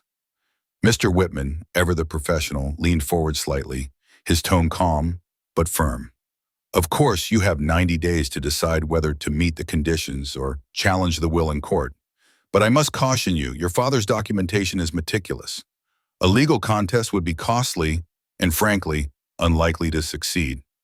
His words landed like a gavel, final and unyielding. Michael shifted in his seat, his brow furrowing as he processed the implications. What happens if we don't choose either? He asked, his voice quieter than usual, almost hesitant. I caught a flicker of something in his eyes, maybe fear, maybe resignation. Mr. Whitman didn't hesitate. In that case, your portions of the conditional inheritance would be donated to charities your father selected, organizations that held deep personal meaning to him. The words seemed to hit Michael harder than Linda, who sat rigid, her lips pressed into a thin line. I wondered what was going through her mind. Was it anger at being cornered, or shame at being exposed? Probably both. After they left, their footsteps echoing down the hallway, I stayed behind in Mr. Whitman's office, the quiet settling around us like dust after a storm. I felt a strange mix of emotions swirling inside me. Satisfaction that my father's plan to protect me was so thorough, and a profound sorrow that such measures had been necessary at all.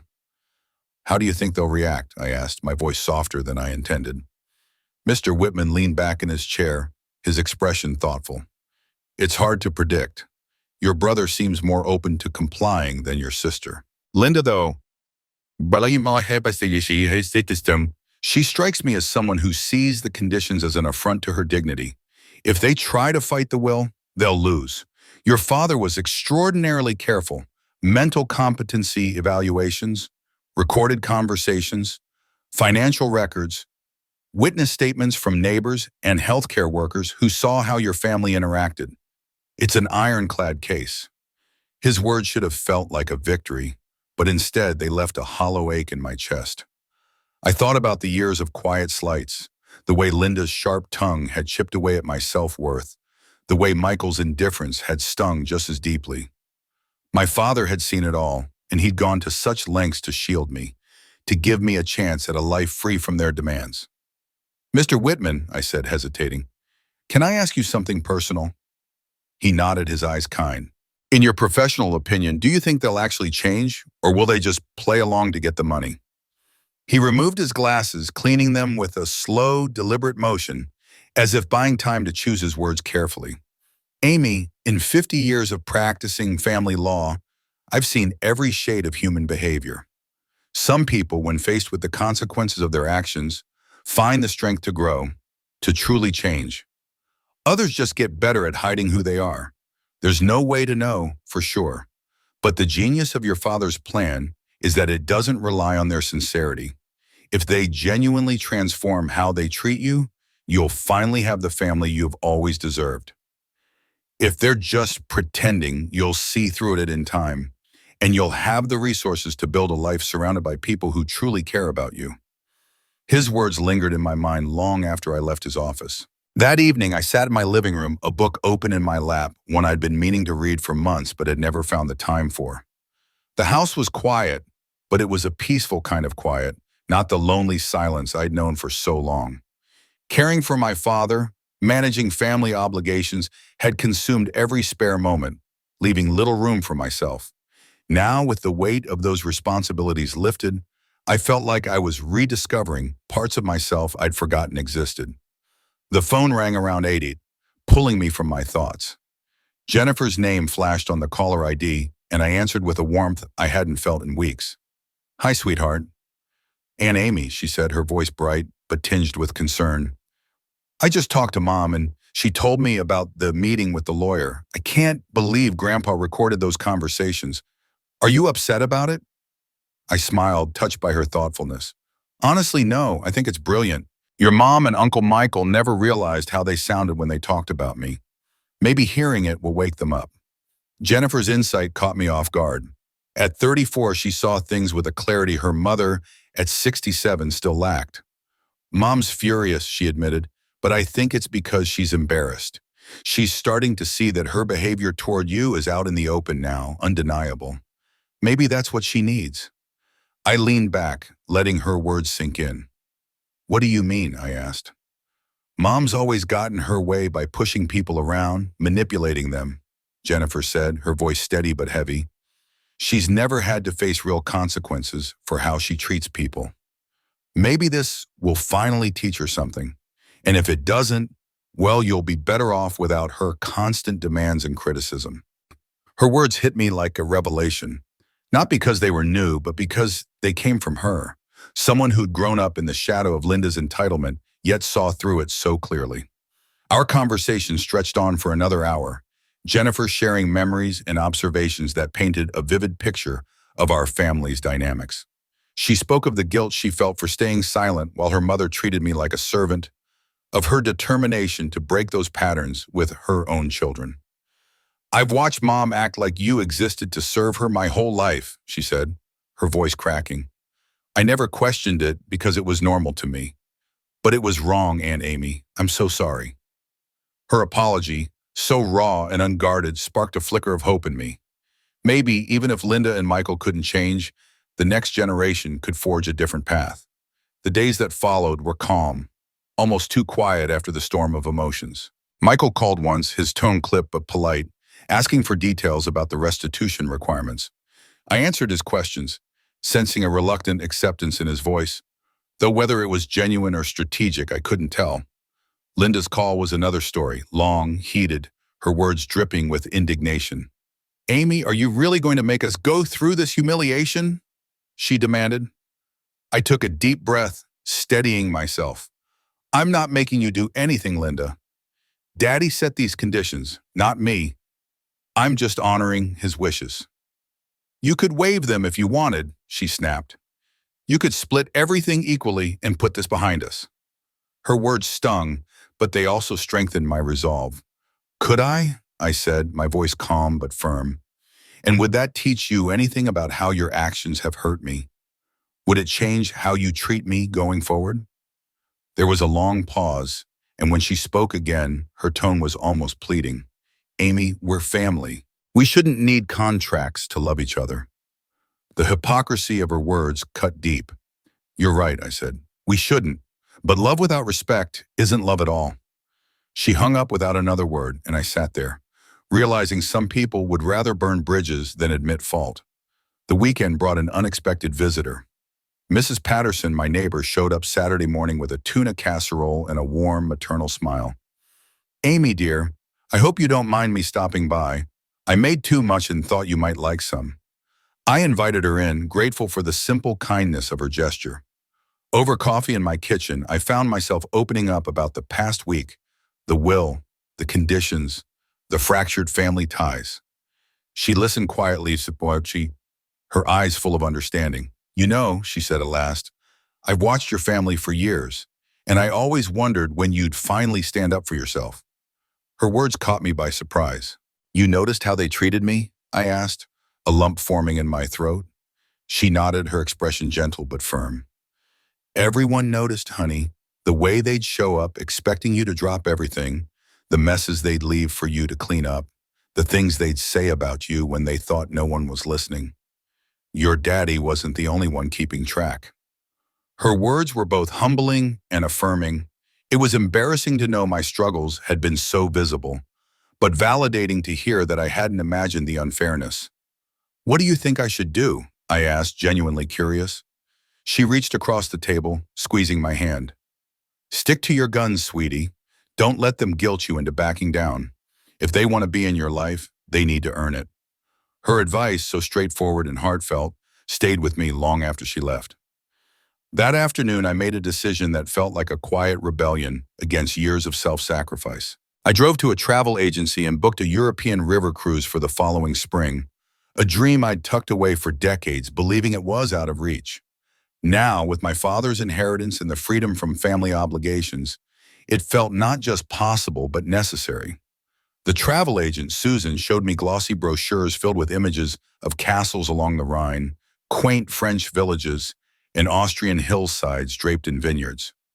This is a wonderful choice for solo travelers, she said, her enthusiasm infectious. We have several other women your age on this cruise.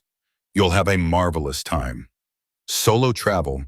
The phrase should have been daunting, but instead it thrilled me. For the first time, I was planning something entirely for myself, free from anyone else's needs or expectations. That evening, I called Jennifer to share the news. Aunt Amy, that's amazing, she exclaimed, her voice brimming with pride. I'm so happy you're doing something just for you. I laughed, the sound lighter than it had been in years. It feels strange, I admitted, but good, really good. As we talked, I felt a quiet certainty settle over me. Whatever happened with Linda and Michael, I was ready to build a life on my own terms. One filled with people who valued me and experiences that brought me joy. The weight of my sister's words settled over me like a warm blanket, comforting yet heavy with truth. She urged me to keep my plans to myself, to guard this piece of my life from Mom and Uncle Michael, who had a knack for twisting everything to serve their own narratives. Her advice resonated deeply, stirring a quiet rebellion in my chest. I didn't owe anyone explanations, not my siblings, not anyone who saw me as a means to an end, rather than a person with her own dreams. For years, I'd been the one to shoulder their burdens, to smooth over their conflicts, to sacrifice my own desires to keep the family afloat. But now I felt a spark of defiance. This moment, this decision, was mine alone. I could almost hear the chains of obligation breaking as I resolved to hold this secret close, to let it be a sacred space where my happiness could finally take root. Sunday brought a shift I hadn't anticipated. Michael showed up at my doorstep, alone, his usual bravado replaced by a quiet unease that seemed to cling to him like damp clothes. He looked smaller somehow, his shoulders hunched, his eyes avoiding mine as he asked if we could talk. Just the two of us, without Linda's domineering presence. Curiosity tugged at me, and I let him in, wondering what he could possibly say without his sister's voice drowning out his own. We settled in the living room, the air thick with unspoken tension. Michael fidgeted, his fingers tracing the edge of the couch as he began. I've been thinking about what Mr. Whitman showed us, he said, his voice low, almost hesitant. The transcripts, the financial records, all of it. Amy, I owe you an apology. His words hung between us, heavy with a sincerity I wasn't used to hearing from him. I leaned forward, my heart a mix of skepticism and hope, and prompted him to continue. He took a deep breath, his eyes finally meeting mine. I never saw it before, Amy. I never realized how much we've taken from you, how much I've taken from you, without giving anything back. I always thought of you as, I don't know, someone who didn't need what the rest of us needed. Like you were just fine, always fine, taking care of everyone else. What things? I asked, my voice sharper than I intended, a flicker of old resentment rising to the surface. Recognition, he said, almost whispering. Appreciation. Help when you were struggling. I honestly believed you were happy just being there for us, that it was enough for you. I felt a pang in my chest, a mix of anger and sadness. What made you think that? I pressed, my voice trembling with the weight of years spent swallowing my own needs. He fell silent, his gaze dropping to the floor. Because you never complained, he said finally. You never said no. You never asked for help or demanded anything. I thought that meant you didn't need those things. Or maybe, I countered, my voice steady now, I learned a long time ago that asking was pointless. The truth of my own words hit me harder than I expected, a raw acknowledgement of the silence I'd imposed on myself to keep the peace. Michael nodded, his expression heavy with regret. Yeah, he said softly, I'm starting to see that now. For 2 hours we talked, really talked, for the first time in years. Michael listened, his usual self-assured demeanor replaced by a quiet intensity. He asked about my feelings, my experiences, the moments I'd carried the family's burdens alone. I shared the loneliness that had gnawed at me, the financial strain of constantly bailing others out, the dreams I'd pushed aside to meet their endless demands. His shock was palpable, his eyes widening as I described the weight of it all. It was as if he was seeing me for the first time, not as the dependable sister who always had it together, but as a person with her own struggles, her own heart. Amy, he said finally, his voice thick with emotion, I want to meet Dad's conditions. Not for the money, though that'd be nice, but because I want a real relationship with you. I want to make this right. What about Linda? I asked, bracing myself for his answer. He sighed, running a hand through his hair. Linda's still angry, talking about fighting the will. She thinks Dad was manipulated, coerced somehow. She can't accept that her own actions led to this. But I think Dad was protecting you, Amy, the daughter who's been holding everyone else up for years. I think he was smarter than we ever gave him credit for. And I think he was right. When Michael left that evening, by evening, clutching a copy of Dad's conditions and promising to think them over, I felt a flicker of hope I hadn't dared to entertain before. For the first time, I glimpsed the possibility of rebuilding something real with at least one member of my family. As I prepared for bed, I reflected on the transformation of the past week. I'd gone from being the family's invisible anchor, taken for granted and overlooked, to someone who held her own power. More than that, I was beginning to see myself differently, not as a servant to others' needs, but as a whole person, deserving of respect, love, and the freedom to chase her own dreams. It was a revelation that felt both exhilarating and terrifying, like stepping into a version of myself I'd always known existed, but had never dared to claim. But the next day brought a storm I hadn't seen coming. Linda, in her relentless pursuit of what she believed was her rightful share of Dad's estate, had crossed a line I never thought possible. She'd accused me of elder abuse, a serious, life-ruining charge that could shatter my reputation and land me behind bars. When Detective Chen called to inform me of the investigation, my heart plummeted, a cold dread settling in my bones. I understand you have to investigate, I told her, my voice steady despite the panic clawing at my insides. But these allegations are completely false. My father's lawyer has extensive documentation proving Dad's mental competency and his reasons for structuring the will as he did.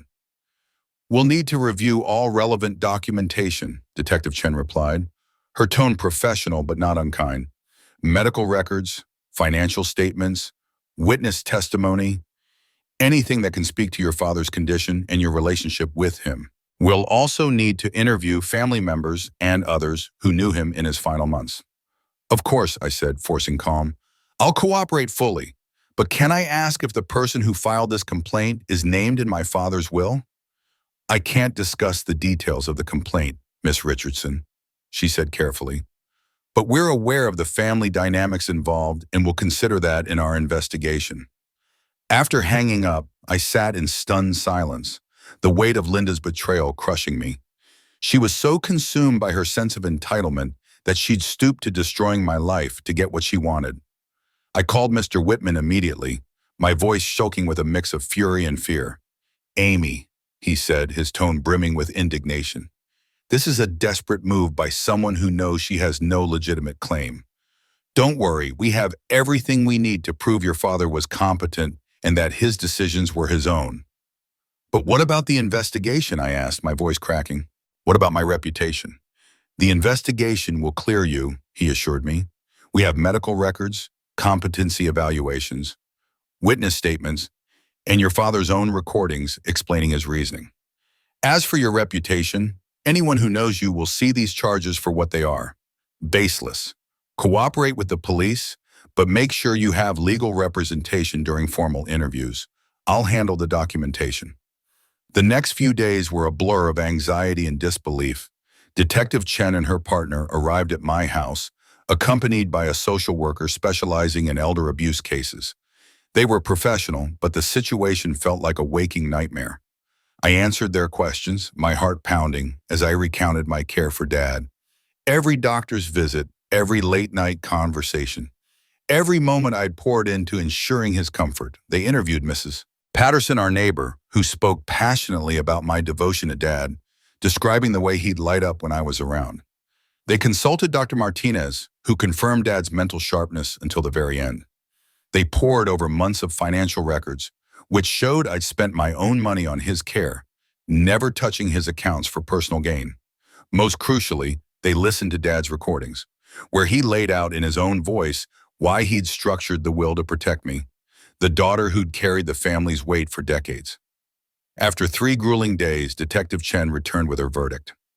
"Ms. Richardson," she said, her voice calm but firm, "based on our review, there's no evidence of elder abuse. In fact, all evidence points to you providing exemplary care for your father. His decisions regarding his will were voluntary and well considered." "What happens to the person who filed the false complaint?"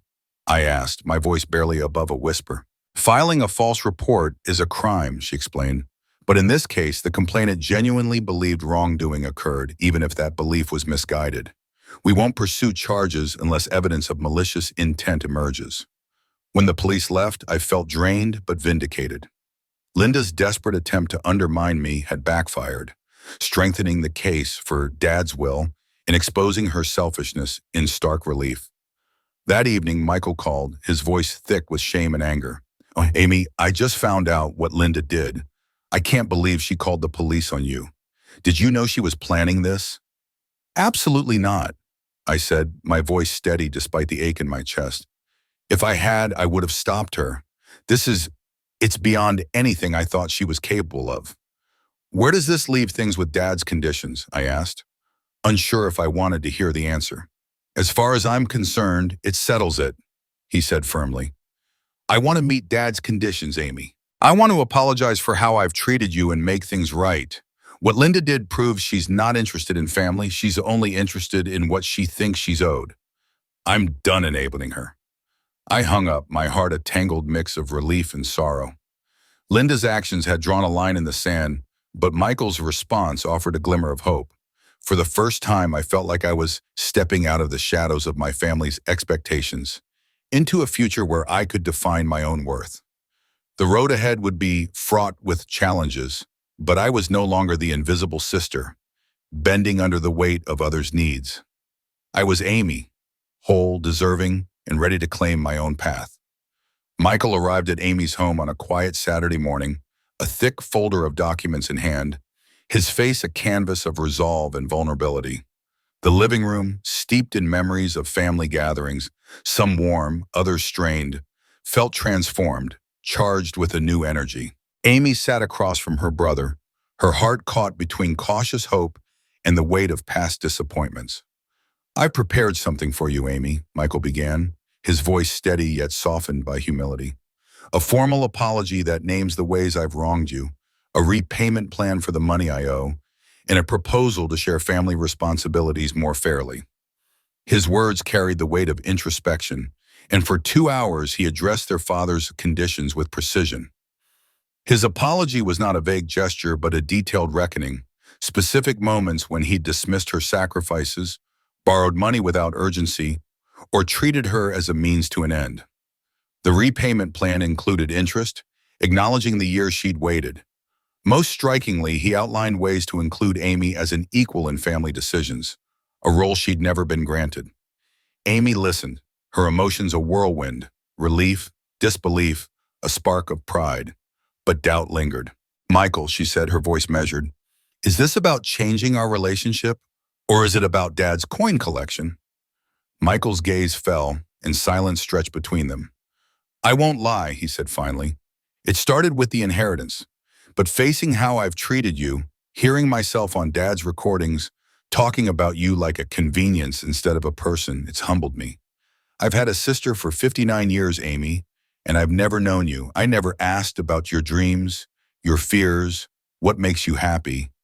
I've seen you as a function, not a human, and that's something I can't forgive myself for." His words pierced Amy, stirring pain and possibility. "It's not unforgivable," she said softly, "if you're truly committed to change." "I am," Michael replied, his eyes meeting hers with rare intensity, "and I want to prove it through actions, not just words." The morning unfolded in ways Amy hadn't expected. Michael asked about her marriage to Robert, the dreams she'd set aside for their parents, the loneliness of being the unmarried, childless sibling. Each question uncovered layers of her life he'd ignored, and Amy shared memories long buried. The joy of her early years with Robert, the ache of watching her siblings build families while she carried their parents' care, the quiet nights when she wondered if anyone saw her. Michael's surprise was evident, his eyes widening at how little he'd known. "Amy," he said after a pause, "I support your cruise. It's long overdue. If you're open to it, I'd love to help plan it. Carol and I learned some things in Europe that might help." The offer stunned Amy. Help, not obligation, was a foreign gesture. "That would be wonderful, Michael," she said, her voice catching. "Thank you. And when you return," he added, "I want to hear everything. Your stories, your photos. I want to celebrate you doing something for yourself." As he prepared to leave, Michael handed her an envelope. "This is the first payment toward what I owe you. It's a start." Inside was a $2,000 check and a note.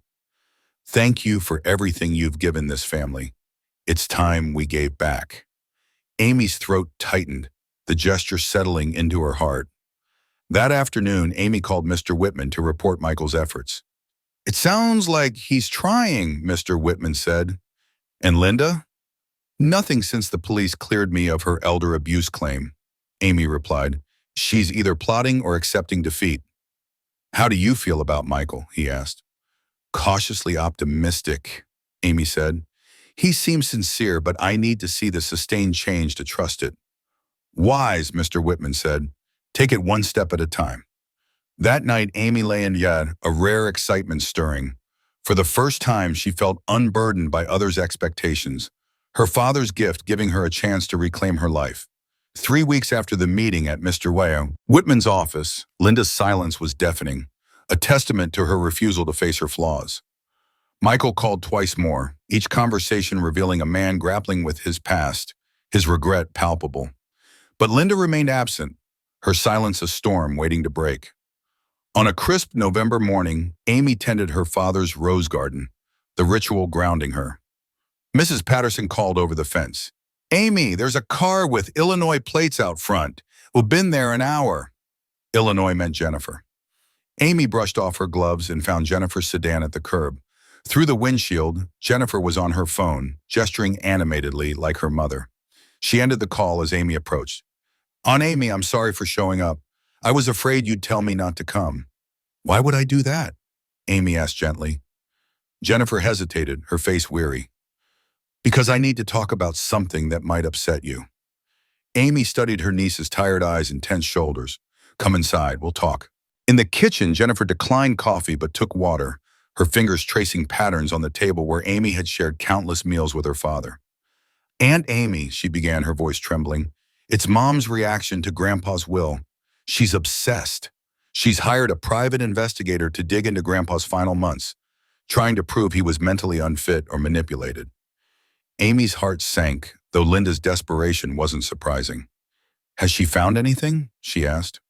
Nothing, Jennifer said, her hands shaking. The investigator talked to Grandpa's doctors, neighbors, church friends, even grocery clerks. They all said he was sharp until the end. But that's making her more frantic. And she's looking for dirt on you, your finances, relationships, even contacting your old library colleagues to question your character. The violation hit Amy hard, a betrayal of her privacy in their father's memory. Why are you telling me? She asked. Jennifer's eyes filled with tears. Because it's wrong, you deserve to know.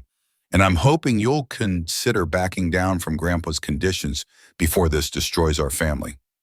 Amy set down her cup, her gaze steady. Are you asking me to give up my inheritance to shield your mother from her actions? Jennifer's voice broke. I'm asking if winning is worth losing our family. Mom's my mother, Aunt Amy. I love her, and watching her unravel is breaking me. Amy took Jennifer's hand. Sweetheart, I didn't start this. Your mother did when she valued her entitlement over my dignity. I'm not destroying the family. I'm fighting for one built on respect. If you want to help her, talk to her about meeting Dad's conditions, not about me abandoning them. I've tried, Jennifer whispered, tears falling. She won't listen. She's convinced Grandpa was coerced, and she'll burn everything down to prove it. The sting of betrayal lingered in the air as Jennifer sat across from me, her eyes red from tears she tried to hold back. My heart ached for her, caught in the crossfire of her mother's refusal to face the truth. Linda's reaction to the situation revealed a woman so consumed by her own self-image that she'd rather lash out than admit fault. A person with true integrity, I told Jennifer gently, would have looked at the evidence, Daddy's will, the years of imbalance, and said, I've been wrong, I need to change.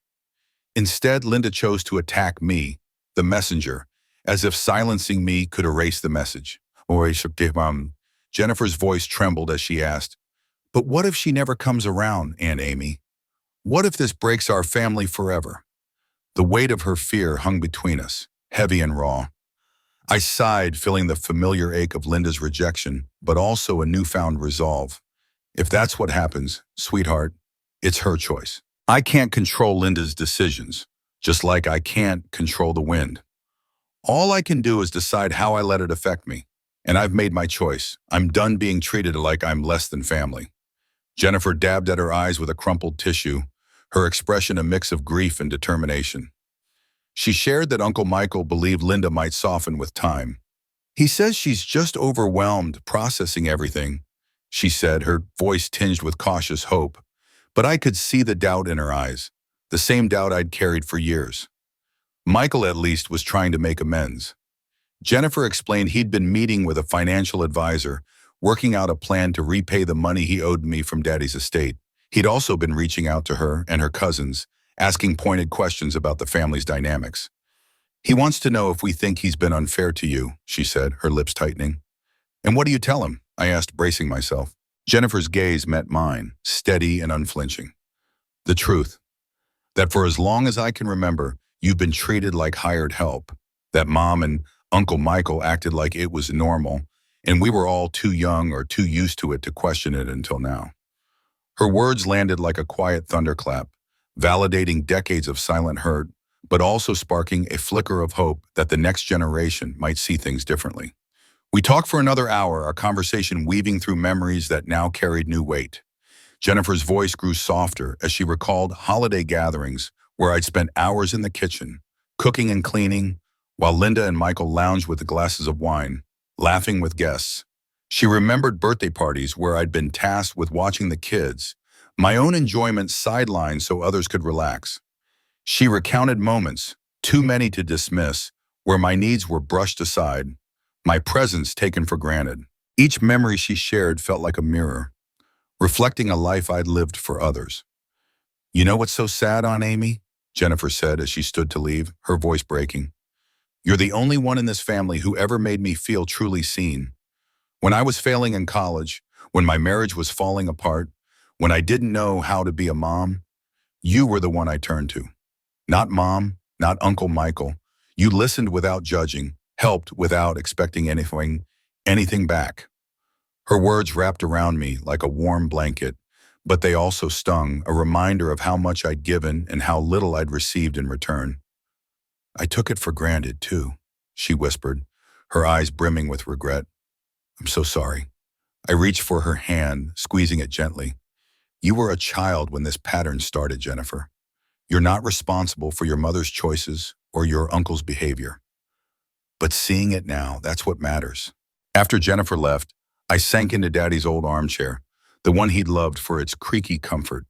The afternoon stretched before me, filled with thoughts of our conversation and Linda's escalating attempts to discredit me. She'd hired a private investigator, spread vicious rumors, and refused to entertain the possibility that she might be wrong. It painted a portrait of someone so desperate to cling to her own narrative that she'd sacrifice family to protect it. As the sun dipped below the horizon, my phone rang, jarring me from my thoughts. The number was unfamiliar, and the voice on the other end introduced herself as Detective Sarah Chen from the Chicago Police Department's Elder Abuse Unit. My stomach plummeted. Ms. Richardson, she said, her tone professional but kind, we've received a complaint alleging you may have financially exploited your father before his death. The words hit like a physical blow, stealing my breath. Who filed this? I'd managed to ask, though I already knew. I can't disclose that, Detective Chen replied, but we're required to investigate all claims of elder abuse. The accusations were as vicious as they were false, that I'd isolated Daddy, manipulated his will, and siphoned his accounts. Linda had crossed a line I hadn't thought possible, weaponizing the law to rewrite the truth. The days that followed were a blur of anger and resolve. I called Jennifer to update her on Michael's efforts and to ask about Linda. Mom's gone silent, Jennifer said, her voice heavy with worry. She's locked herself in her house, won't answer calls or the door. David thinks she might be breaking down. My heart twisted for Linda, despite everything. I never wanted this to hurt her so much, I said, meaning it. But Jennifer's next words stopped me cold. Aunt Amy, I realized something after seeing what Mom did with the police. I was asking the wrong person to change. I kept pushing you to be more patient, more understanding, instead of asking Mom to be more respectful. I was shielding her from consequences instead of letting her face them. Her insight was a revelation, a sign of the woman she was becoming. That's a powerful realization, sweetheart, I said, pride swelling in my chest. I love Mom, she continued, but I can't defend her anymore. What she did to you was cruel. It showed me a side of her I don't want to be like. I reassured her that she wasn't responsible for Linda's choices, that she could love her mother while condemning her actions. Jennifer also shared that Michael had called to apologize for his role in the family's mistreatment of me. He'd asked if I'd be open to rebuilding a relationship with him and Carol, one rooted in mutual respect. I told him it's your call, Jennifer said, but I hope you'll give him a chance to prove he's different. And I warned him, if he ever treats you like help again, I'll call him out myself. Her fierce loyalty warmed me, a reminder that change, however slow, was possible. A few days later, an unexpected visitor brought a new perspective. Dr. Martinez, Daddy's doctor for over a decade, stopped by with condolences and a quiet strength. Amy, I'm so sorry about the police investigation, he said, his eyes kind. Your father was lucky to have you as his advocate. His words eased a knot in my chest. He revealed that Daddy had discussed his will with him months before his death, clear about his intentions. He said you'd sacrificed your happiness for this family for years, Dr. Martinez recounted. He wanted to ensure you had the means to live your own life. He hoped the conditions in his will would either teach your siblings to value you or free you from their demands. I asked if Daddy had seemed torn about his decision. Not at all, Dr. Martinez said. He was at peace, said he'd watched you give without receiving for too long. He wanted to set things right. Those words stayed with me long after he left.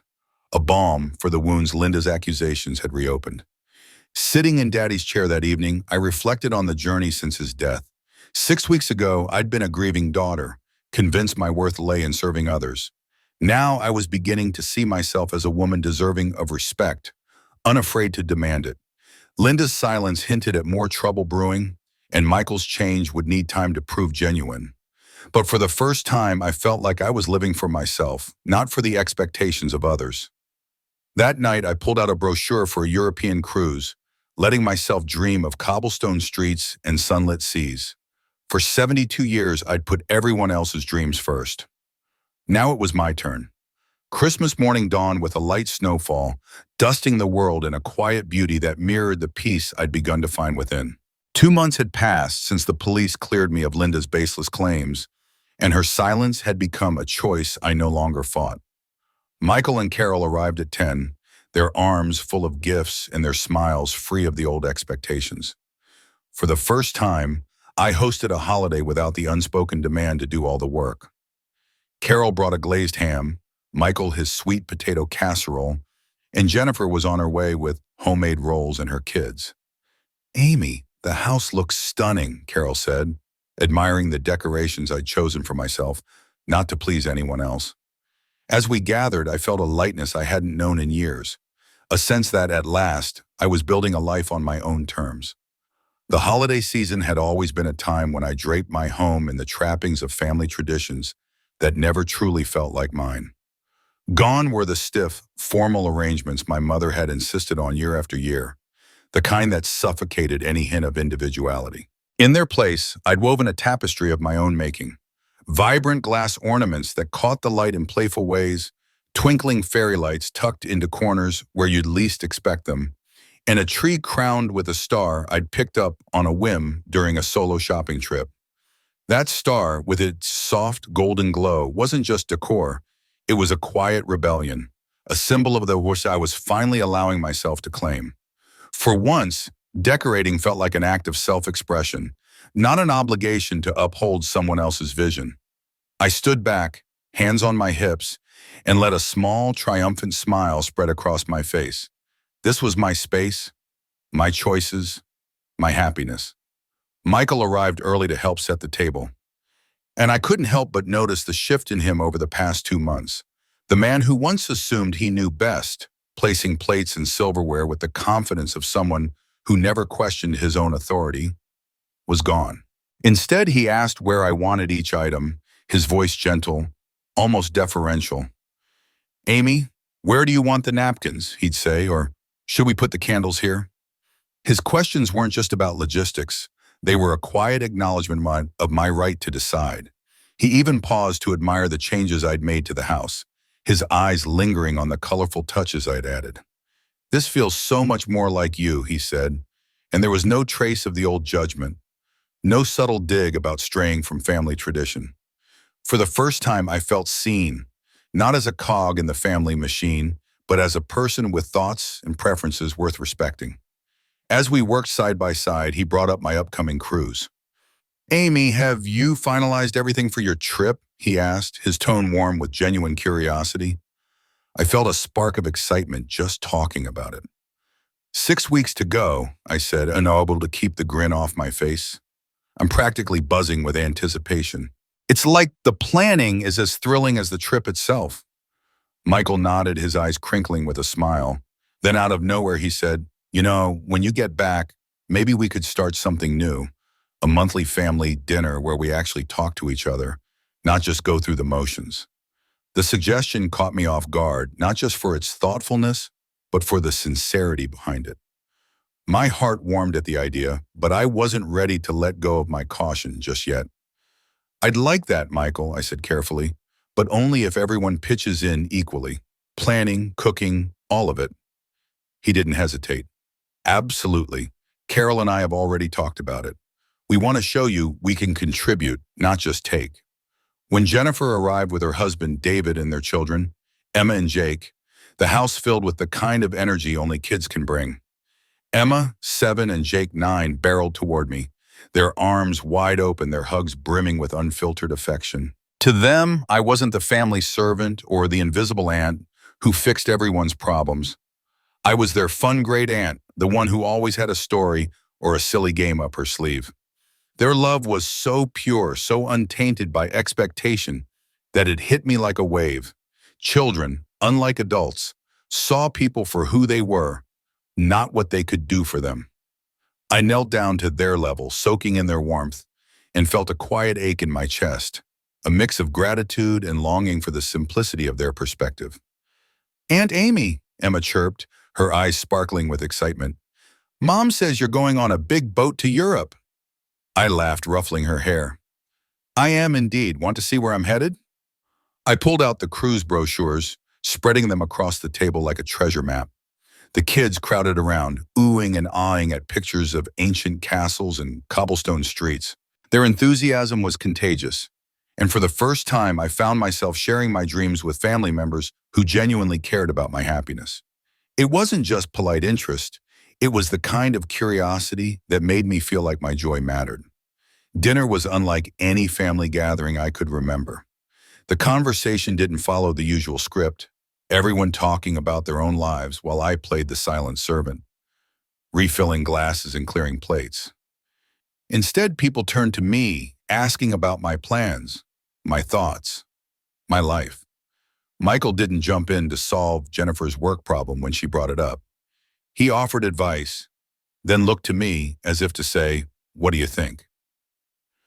When David mentioned wanting to renovate their kitchen, Carol chimed in with contractor suggestions, sparing me the unspoken expectation that I'd take on the research. It was a small shift, but it felt monumental. Jennifer noticed it too. As we cleared the dessert plates, she paused and said, "You know what's different today? We're all actually here. No one's rushing off to the next thing or glued to their phones. We're just together." Her words struck a chord. "Maybe that's what family dinner should be," I said, my voice softer than I'd intended. "Not about getting it done, but about connecting." The idea felt radical in its simplicity, and for a moment I let myself believe it was possible. As the afternoon unfolded, I watched the family with fresh eyes. Emma and Jake played in the corner, their laughter a reminder of what it felt like to be loved for who you are, not what you do.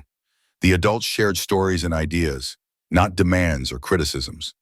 This was what family could be when it was built on mutual respect. A fragile, beautiful thing I hadn't dared hope for.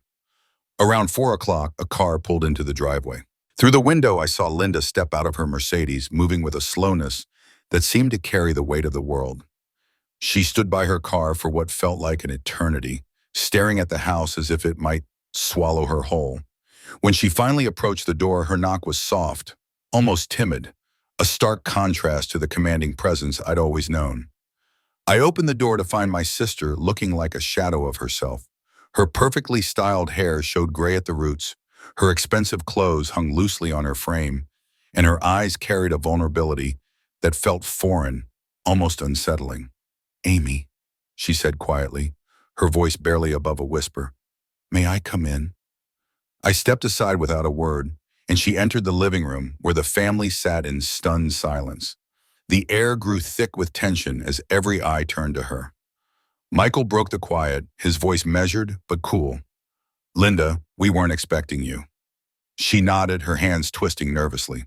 "I know. I wasn't sure I'd have the courage to come until I was standing in the driveway." Jennifer started to move toward her mother, but Linda raised a hand, stopping her. "Please," she said, her voice trembling, "let me say what I came to say before I lose my nerve." She turned to me and I saw tears glistening in her eyes. "Amy, I owe you an apology, not just for having you investigated by the police, but for 67 years of treating you like you existed only to serve me." The room fell silent, the weight of her words hanging heavy in the air. Everyone seemed to hold their breath, waiting to see if this was genuine or another of Linda's manipulations.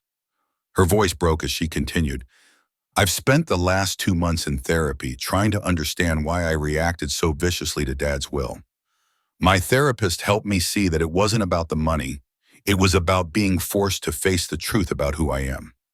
Linda's hands shook as she reached into her purse and pulled out a folded piece of paper. "This is a letter," she said, her voice barely steady. "It lists every instance I can recall of mistreating you, 43 specific moments where I asked for your help without offering anything in return, where I dismissed your needs for my own convenience. I'm sure there are more moments I was too selfish to notice. I took the letter, my fingers brushing against the paper, but I didn't open it. Linda, I said, my voice steady despite the storm of emotions inside me. What do you want from me? I want to earn your forgiveness, she said, her eyes locked on mine. I want to meet Dad's conditions, not for the inheritance, but because I want a real relationship with you before it's too late. Michael leaned forward, his expression guarded. Linda, one apology doesn't erase decades of damage. She nodded, tears spilling down her cheeks. I know, Dr. Morrison, my therapist, helped me understand that change is a process. I'm ready to do the work, Amy. I'm ready to prove I can treat you with the respect you deserve. Jennifer spoke up, her voice tinged with disbelief. Mom, what changed? 2 months ago, you were convinced Aunt Amy manipulated Grandpa. Linda's face flushed with shame. 2 months ago, I was so obsessed with being right that I couldn't see the truth. The police investigation forced me to look at Dad's evidence, not to tear it apart, but to understand it. She turned to me, her voice raw. Amy, when I listened to those recordings of myself talking about you, I didn't recognize the person I heard. She was cruel, dismissive, utterly lacking in empathy. She reduced you to a role, not a person. I studied her, searching for any hint of deceit. What specifically changed your mind? I asked. Linda's gaze dropped, and she wiped at her tears. There was one recording from last spring. Dad asked me when I'd last done something kind for you, something unprompted, not tied to an obligation. I laughed and said I didn't need to do nice things for you because you were happy just helping everyone else. The memory seemed to cut her like a knife. Dad said, Linda, Amy is happy to help because she's a generous person, but that doesn't mean she doesn't deserve kindness in return. When was the last time you asked about her happiness instead of assuming you knew what made her happy? Her voice broke, and she pressed a hand to her chest. I couldn't answer him, Amy. I realized I had no idea what made you happy because I'd never asked. For 67 years, I assumed you were fulfilled by serving others because it was easier for me to believe that. The room stayed quiet, the weight of her confession settling over us. Dr. Morrison asked me to imagine how I'd feel if Jennifer treated me the way I've treated you, Linda continued, her voice barely above a whisper. I couldn't even finish the exercise. The thought was too painful. I stood there, the letter still unopened in my hand, my heart a tangle of anger, hope, and exhaustion. Linda's words were raw, her remorse palpable, but trust was a fragile thing, and mine had been broken too many times to mend in a single afternoon. Yet, as I looked at her, at the sister I'd spent a lifetime serving, now standing before me, stripped of her usual armor, I felt a flicker of possibility. Not forgiveness, not yet, but the faint outline of something new, something that could grow if she meant what she said. The room was heavy with tension, but it wasn't the kind of strain that comes from pretense or calculation. Instead, it was raw, unfiltered emotion, grief, regret, and the faint flicker of hope. Linda sat across from me, her hands clasped tightly in her lap, her eyes glistening with a vulnerability I'd never seen before. For years, I'd known her as someone who always seemed to have an angle, a way to tilt the scales in her favor. But now, as she spoke, her voice trembled with a sincerity that caught me off guard. It wasn't just words, it was the weight of genuine remorse, the kind that comes from staring into the mirror of your own flaws and not looking away. Linda, I said, my voice steady but laced with years of guarded caution, if I were to even think about forgiving you, what would change look like? How could I trust this isn't just another way to get what you want? My words hung in the air, sharp and deliberate, born from a lifetime of being the family's anchor while feeling like I was drowning under their expectations. Linda didn't flinch, though her eyes betrayed a flicker of shame. I've thought about that a lot, Amy, she said, her voice soft but resolute. I want to start by making things right financially. All the money you've poured into me, into my family over the years, I've calculated it with interest. It comes to $57,000. She slid a neatly typed document across the table, her fingers trembling slightly as she did. This is everything I could remember, going back further than Dad's records. The loans for my divorce attorney, the help with Jennifer's college tuition, the down payment on my condo, all the little things that added up over time. I've worked out a payment plan to have it all repaid within 18 months. Michael, sitting quietly to my left, let out a low whistle, his eyebrows shooting up. Linda, that's more than what Dad had documented. His voice carried a mix of surprise and something close to admiration, as if he was seeing his sister in a new light for the first time in years. That's because Dad's records only went back a decade, Linda explained, her gaze steady but laced with guilt. I went further. I wanted to account for everything, every single time you stepped in to save me, Amy. And that's not all. She turned to me, her expression softening. I've also set up a trust fund for your future care needs. If you ever need help as you get older, you'll have resources that don't rely on anyone else's generosity. You've been the family's safety net for so long. It's time you had one of your own. The words hit me like a wave, unexpected and overwhelming. My breath caught in my throat, and for a moment, I couldn't speak.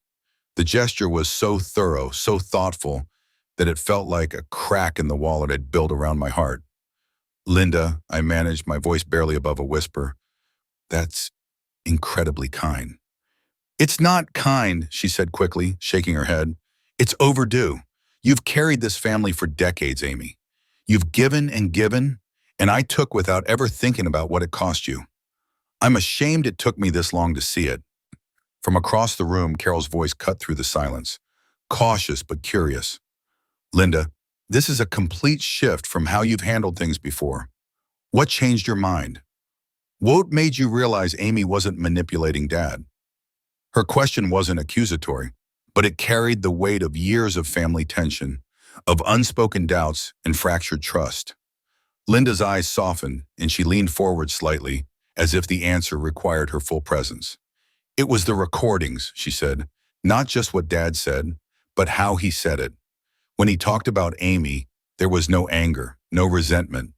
There was love, protection. He spoke about her the way I wish someone would speak about me if I were being treated unfairly. He wasn't trying to punish me or anyone else. He was trying to shield Amy, to make sure she was valued the way she deserved to be. She turned to face the room, her gaze sweeping over each of us. Michael, Carol, Jennifer, and the kids, Emma and Jake, who were watching with curious eyes. I owe all of you an apology, she said, her voice breaking slightly. My behavior has caused so much disruption, so much pain. Jennifer, I'm sorry I put you in the middle, forcing you to play peacemaker between me and Amy. Michael, I'm sorry I tried to drag you into my legal challenge, pressuring you to take sides. And you too, she said, looking directly at Emma and Jake. I'm sorry your great aunt and I haven't shown you what family should look like, how we should love and respect each other.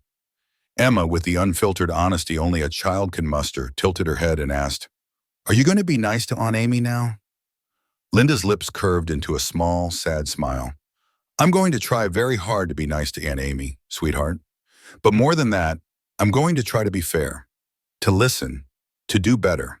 The conversation stretched on for another 2 hours, a slow unraveling of years of hurt and misunderstanding. Linda spoke with a humility I'd never seen in her before, not just addressing specific incidents, but owning the deeper patterns, entitlement, selfishness, the way she'd leaned on me without ever asking me what it cost me. She talked about her therapy, about the hard truths she'd been forced to face about herself, about her plans to change not just her actions, but the way she thought about family. As the afternoon waned, she turned to me, her eyes searching mine. Amy, I know I have no right to ask this, but would you be willing to give me a chance to prove I've changed? I understand if you need time, or if the damage is too deep to mend. I want to try. I looked at her, really looked at her, and saw something new. Not the sister who'd taken me for granted, who'd seen my kindness as a resource to be tapped. This was a woman carrying the weight of her mistakes, her eyes brimming with a mix of shame and resolve. The vulnerability wasn't an act. It was real, raw, and hard-won. Linda, I said, my voice steady but softer now, I'm willing to consider it, but I have conditions. Her face lit up with cautious hope. Of course, what do you need to see? First, I began, I need to see consistent change, not just toward me, but toward everyone. I need to know you have learned to value people for who they are, not what they can give you. Second, you need to respect my boundaries. When I say no to a request, it needs to be final. No pushing, no guilt. That's been a pattern for too long. Third, I want you to show up for this family, not just take from it, ask about our lives, offer help without being asked, care about our happiness. And finally, forgiveness isn't forgetting. I might be willing to move forward, but trust takes time, and the past won't just disappear. Linda nodded, her expression solemn but determined. I understand, Amy. I don't want you to forget.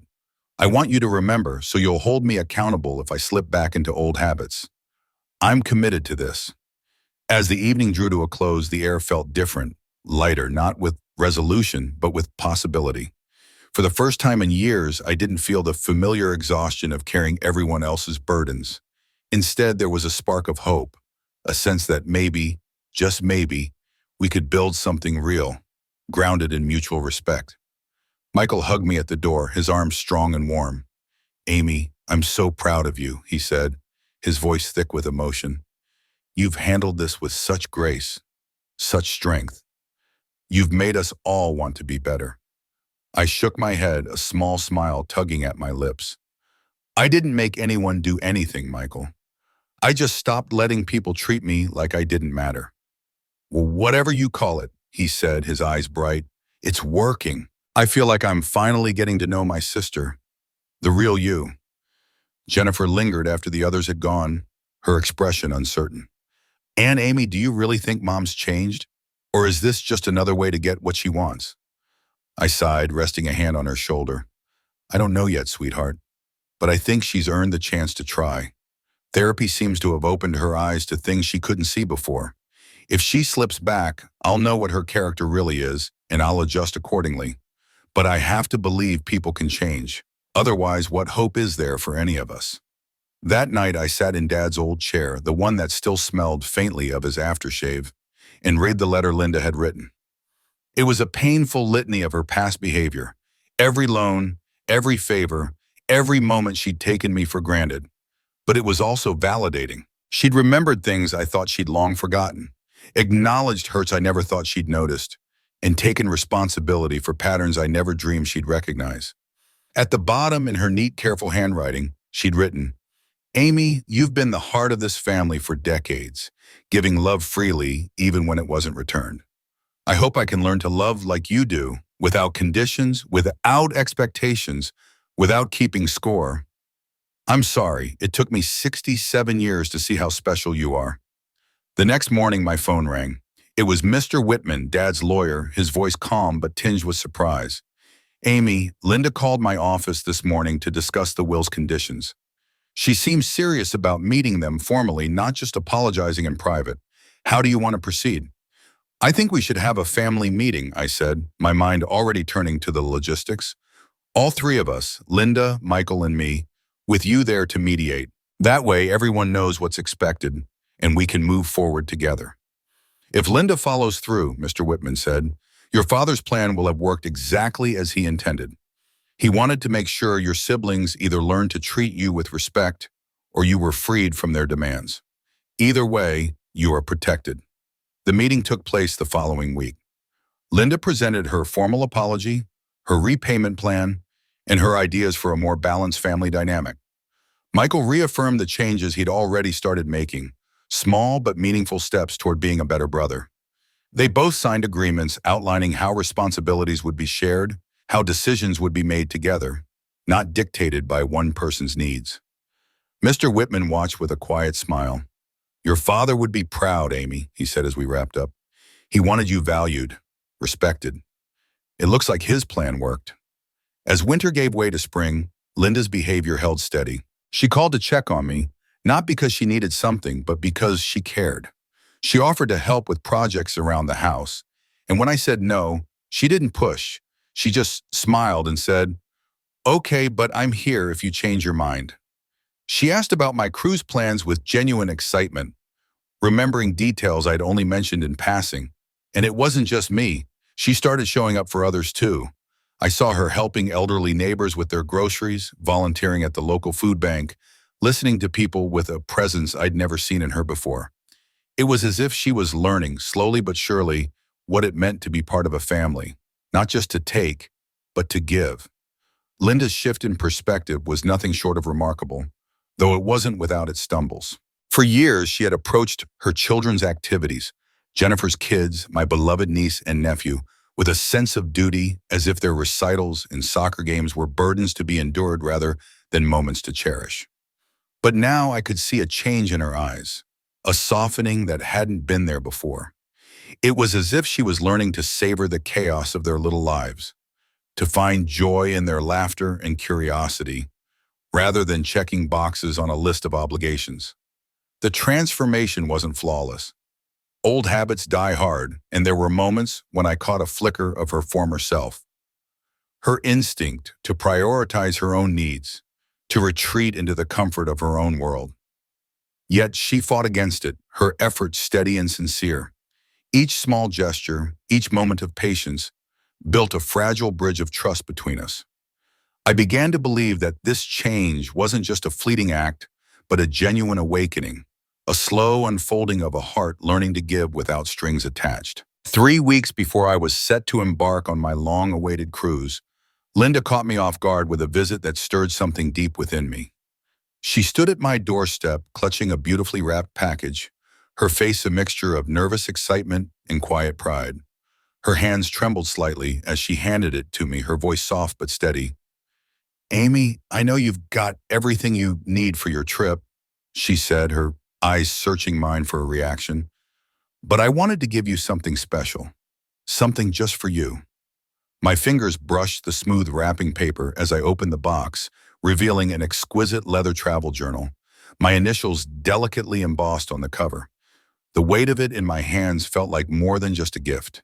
It was a gesture of care, a recognition of my dreams. "I thought you might want to record your adventures," Linda added, her voice catching slightly, as if she was afraid her words might not land. "And when you come back, I'd love to hear about every castle you visit, every vineyard you wander through, every sunset that takes your breath away." Her words wrapped around me like a warm embrace, carrying a weight I hadn't expected. This wasn't just a journal, it was Linda seeing me, truly seeing me for the first time. It was her way of saying that my experiences, my joys, mattered to her, not as a means to her own ends, but as something worth celebrating. I held the journal close, my throat tightening with emotion. "Linda, this is beautiful," I managed, my voice barely above a whisper. "Thank you." She hesitated, then looked at me with an openness I hadn't seen before. "Amy, can I tell you something?" she asked, her voice trembling with vulnerability. I nodded, my heart pounding with anticipation. "I'm genuinely happy for you," she said, her eyes glistening. "Not because I think I should be, or because it's what people expect, but because I really am. For the first time in my life, I'm starting to understand what it means to care about someone else's happiness without worrying about what it means for me." Her words hung in the air, raw and honest, and I felt a warmth spread through me. "How does it feel?" I asked, genuinely curious about the shift in her heart. She paused, her gaze distant, as if she were searching for the right words to capture something entirely new. "It feels like I'm part of something bigger than myself," she said finally. "It feels like love, not the kind I've always known, the kind that comes with conditions and expectations, but real love, the kind that just is." The morning of my departure arrived, bathed in the soft glow of perfect spring weather. My heart buzzed with a mix of anticipation and nervous excitement, a feeling I hadn't known in years. Michael, my steady and kind-hearted nephew, drove me to the airport, his quiet presence a comforting anchor. To my surprise, Linda and Jennifer were waiting there, their faces bright with smiles that felt like a warm send-off. As I hugged each of them goodbye, I felt a profound shift within me. For so long, I had lived in the shadow of others' expectations, always the one to give, to sacrifice, to put myself last. But in that moment, I realized I was finally stepping into the life my father had dreamed for me, a life where I was valued not for what I could do for others, but for who I was, a life where I was respected, cherished, and free to chase my own happiness without guilt. On the flight to Amsterdam, I opened the leather journal Linda had given me, its pages crisp and inviting. I began my first entry, my pen moving with a sense of purpose. Today begins the adventure I never thought I'd have, I wrote. At 72 years old, I'm traveling alone for the first time in my life, and I've never felt more alive, more excited about what lies ahead. Daddy's gift wasn't just the inheritance. It was the courage to put myself first, to demand the respect I deserve, and the wisdom to know I'm worthy of it. The cruise itself was a revelation, surpassing every hope I dared to hold. I forged friendships with other solo travelers, their stories weaving into mine as we explored new cities together. I learned to navigate foreign streets with a confidence I didn't know I possessed, each step uncovering parts of myself that had been buried for decades under the weight of others' needs. Every evening, I poured my thoughts into the journal, capturing not just the castles and vineyards I visited, but the woman I was becoming, bold, curious, and unapologetically herself. When I returned home 2 weeks later, my family gathered around me, their faces alight with genuine curiosity. For the first time in my life, I was the center of attention, not because I was serving them, not because I was meeting their needs, but because they wanted to share in my joy. Linda asked thoughtful questions about the art museums I'd wandered through, her eyes sparkling with interest as I described the brushstrokes of a Van Gogh. Michael leaned in, eager to hear about the ancient castles I'd explored, his questions pulling me back to the cobblestone paths and towering stone walls. Jennifer, ever the connector, was captivated by the stories of the new friends I'd made, her laughter filling the room as I recounted our adventures. And then there was Emma, Jennifer's perceptive daughter, who tilted her head and said, "Aunt Amy, you look different." Her words caught me off guard, and I smiled, curious. "How do I look different, sweetheart?" I asked. "Happier," she said simply, her young voice carrying a wisdom beyond her years. "Like you're not worried about something all the time." Her observation pierced me, so accurate it stole my breath. For 72 years, I had carried the weight of everyone else's problems, their needs pressing down on me like a heavy fog. But now that fog had lifted, and I was living my own life, making my own choices, chasing my own happiness without apology. That evening, after everyone had left, I sat in my living room surrounded by photographs from my trip and small gifts I'd brought back from my family, not out of obligation, but because their changed hearts had earned them. The house felt different now, no longer a place where I waited to serve others, but a home where I lived my own life, where my dreams had room to breathe. I thought of my father, of the extraordinary gift he'd given me, not just the financial inheritance that had made this journey possible, but the courage to demand respect and the wisdom to recognize my own worth. His plan had worked in ways he could never have imagined. Not only had my siblings learned to treat me with the care I deserved, but I had learned to treat myself with that same care, to see myself as worthy of joy and adventure. The phone rang, pulling me from my thoughts. Linda's name glowed on the caller ID and her voice was warm when I answered. "Amy, I was just thinking about you," she said softly. "I wanted to say goodnight and wish you sweet dreams, and thank you for giving me the chance to be the sister you deserved all along." Her words settled into my heart, a quiet affirmation of the bond we were rebuilding.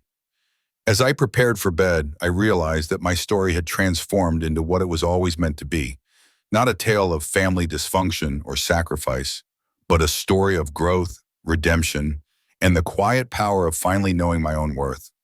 At 72, I was free to be myself, to live according to my own values rather than the expectations of others. Tomorrow promised new adventures, new choices, and new opportunities to embrace the life I'd always deserved. That freedom, I knew, was the greatest inheritance of all.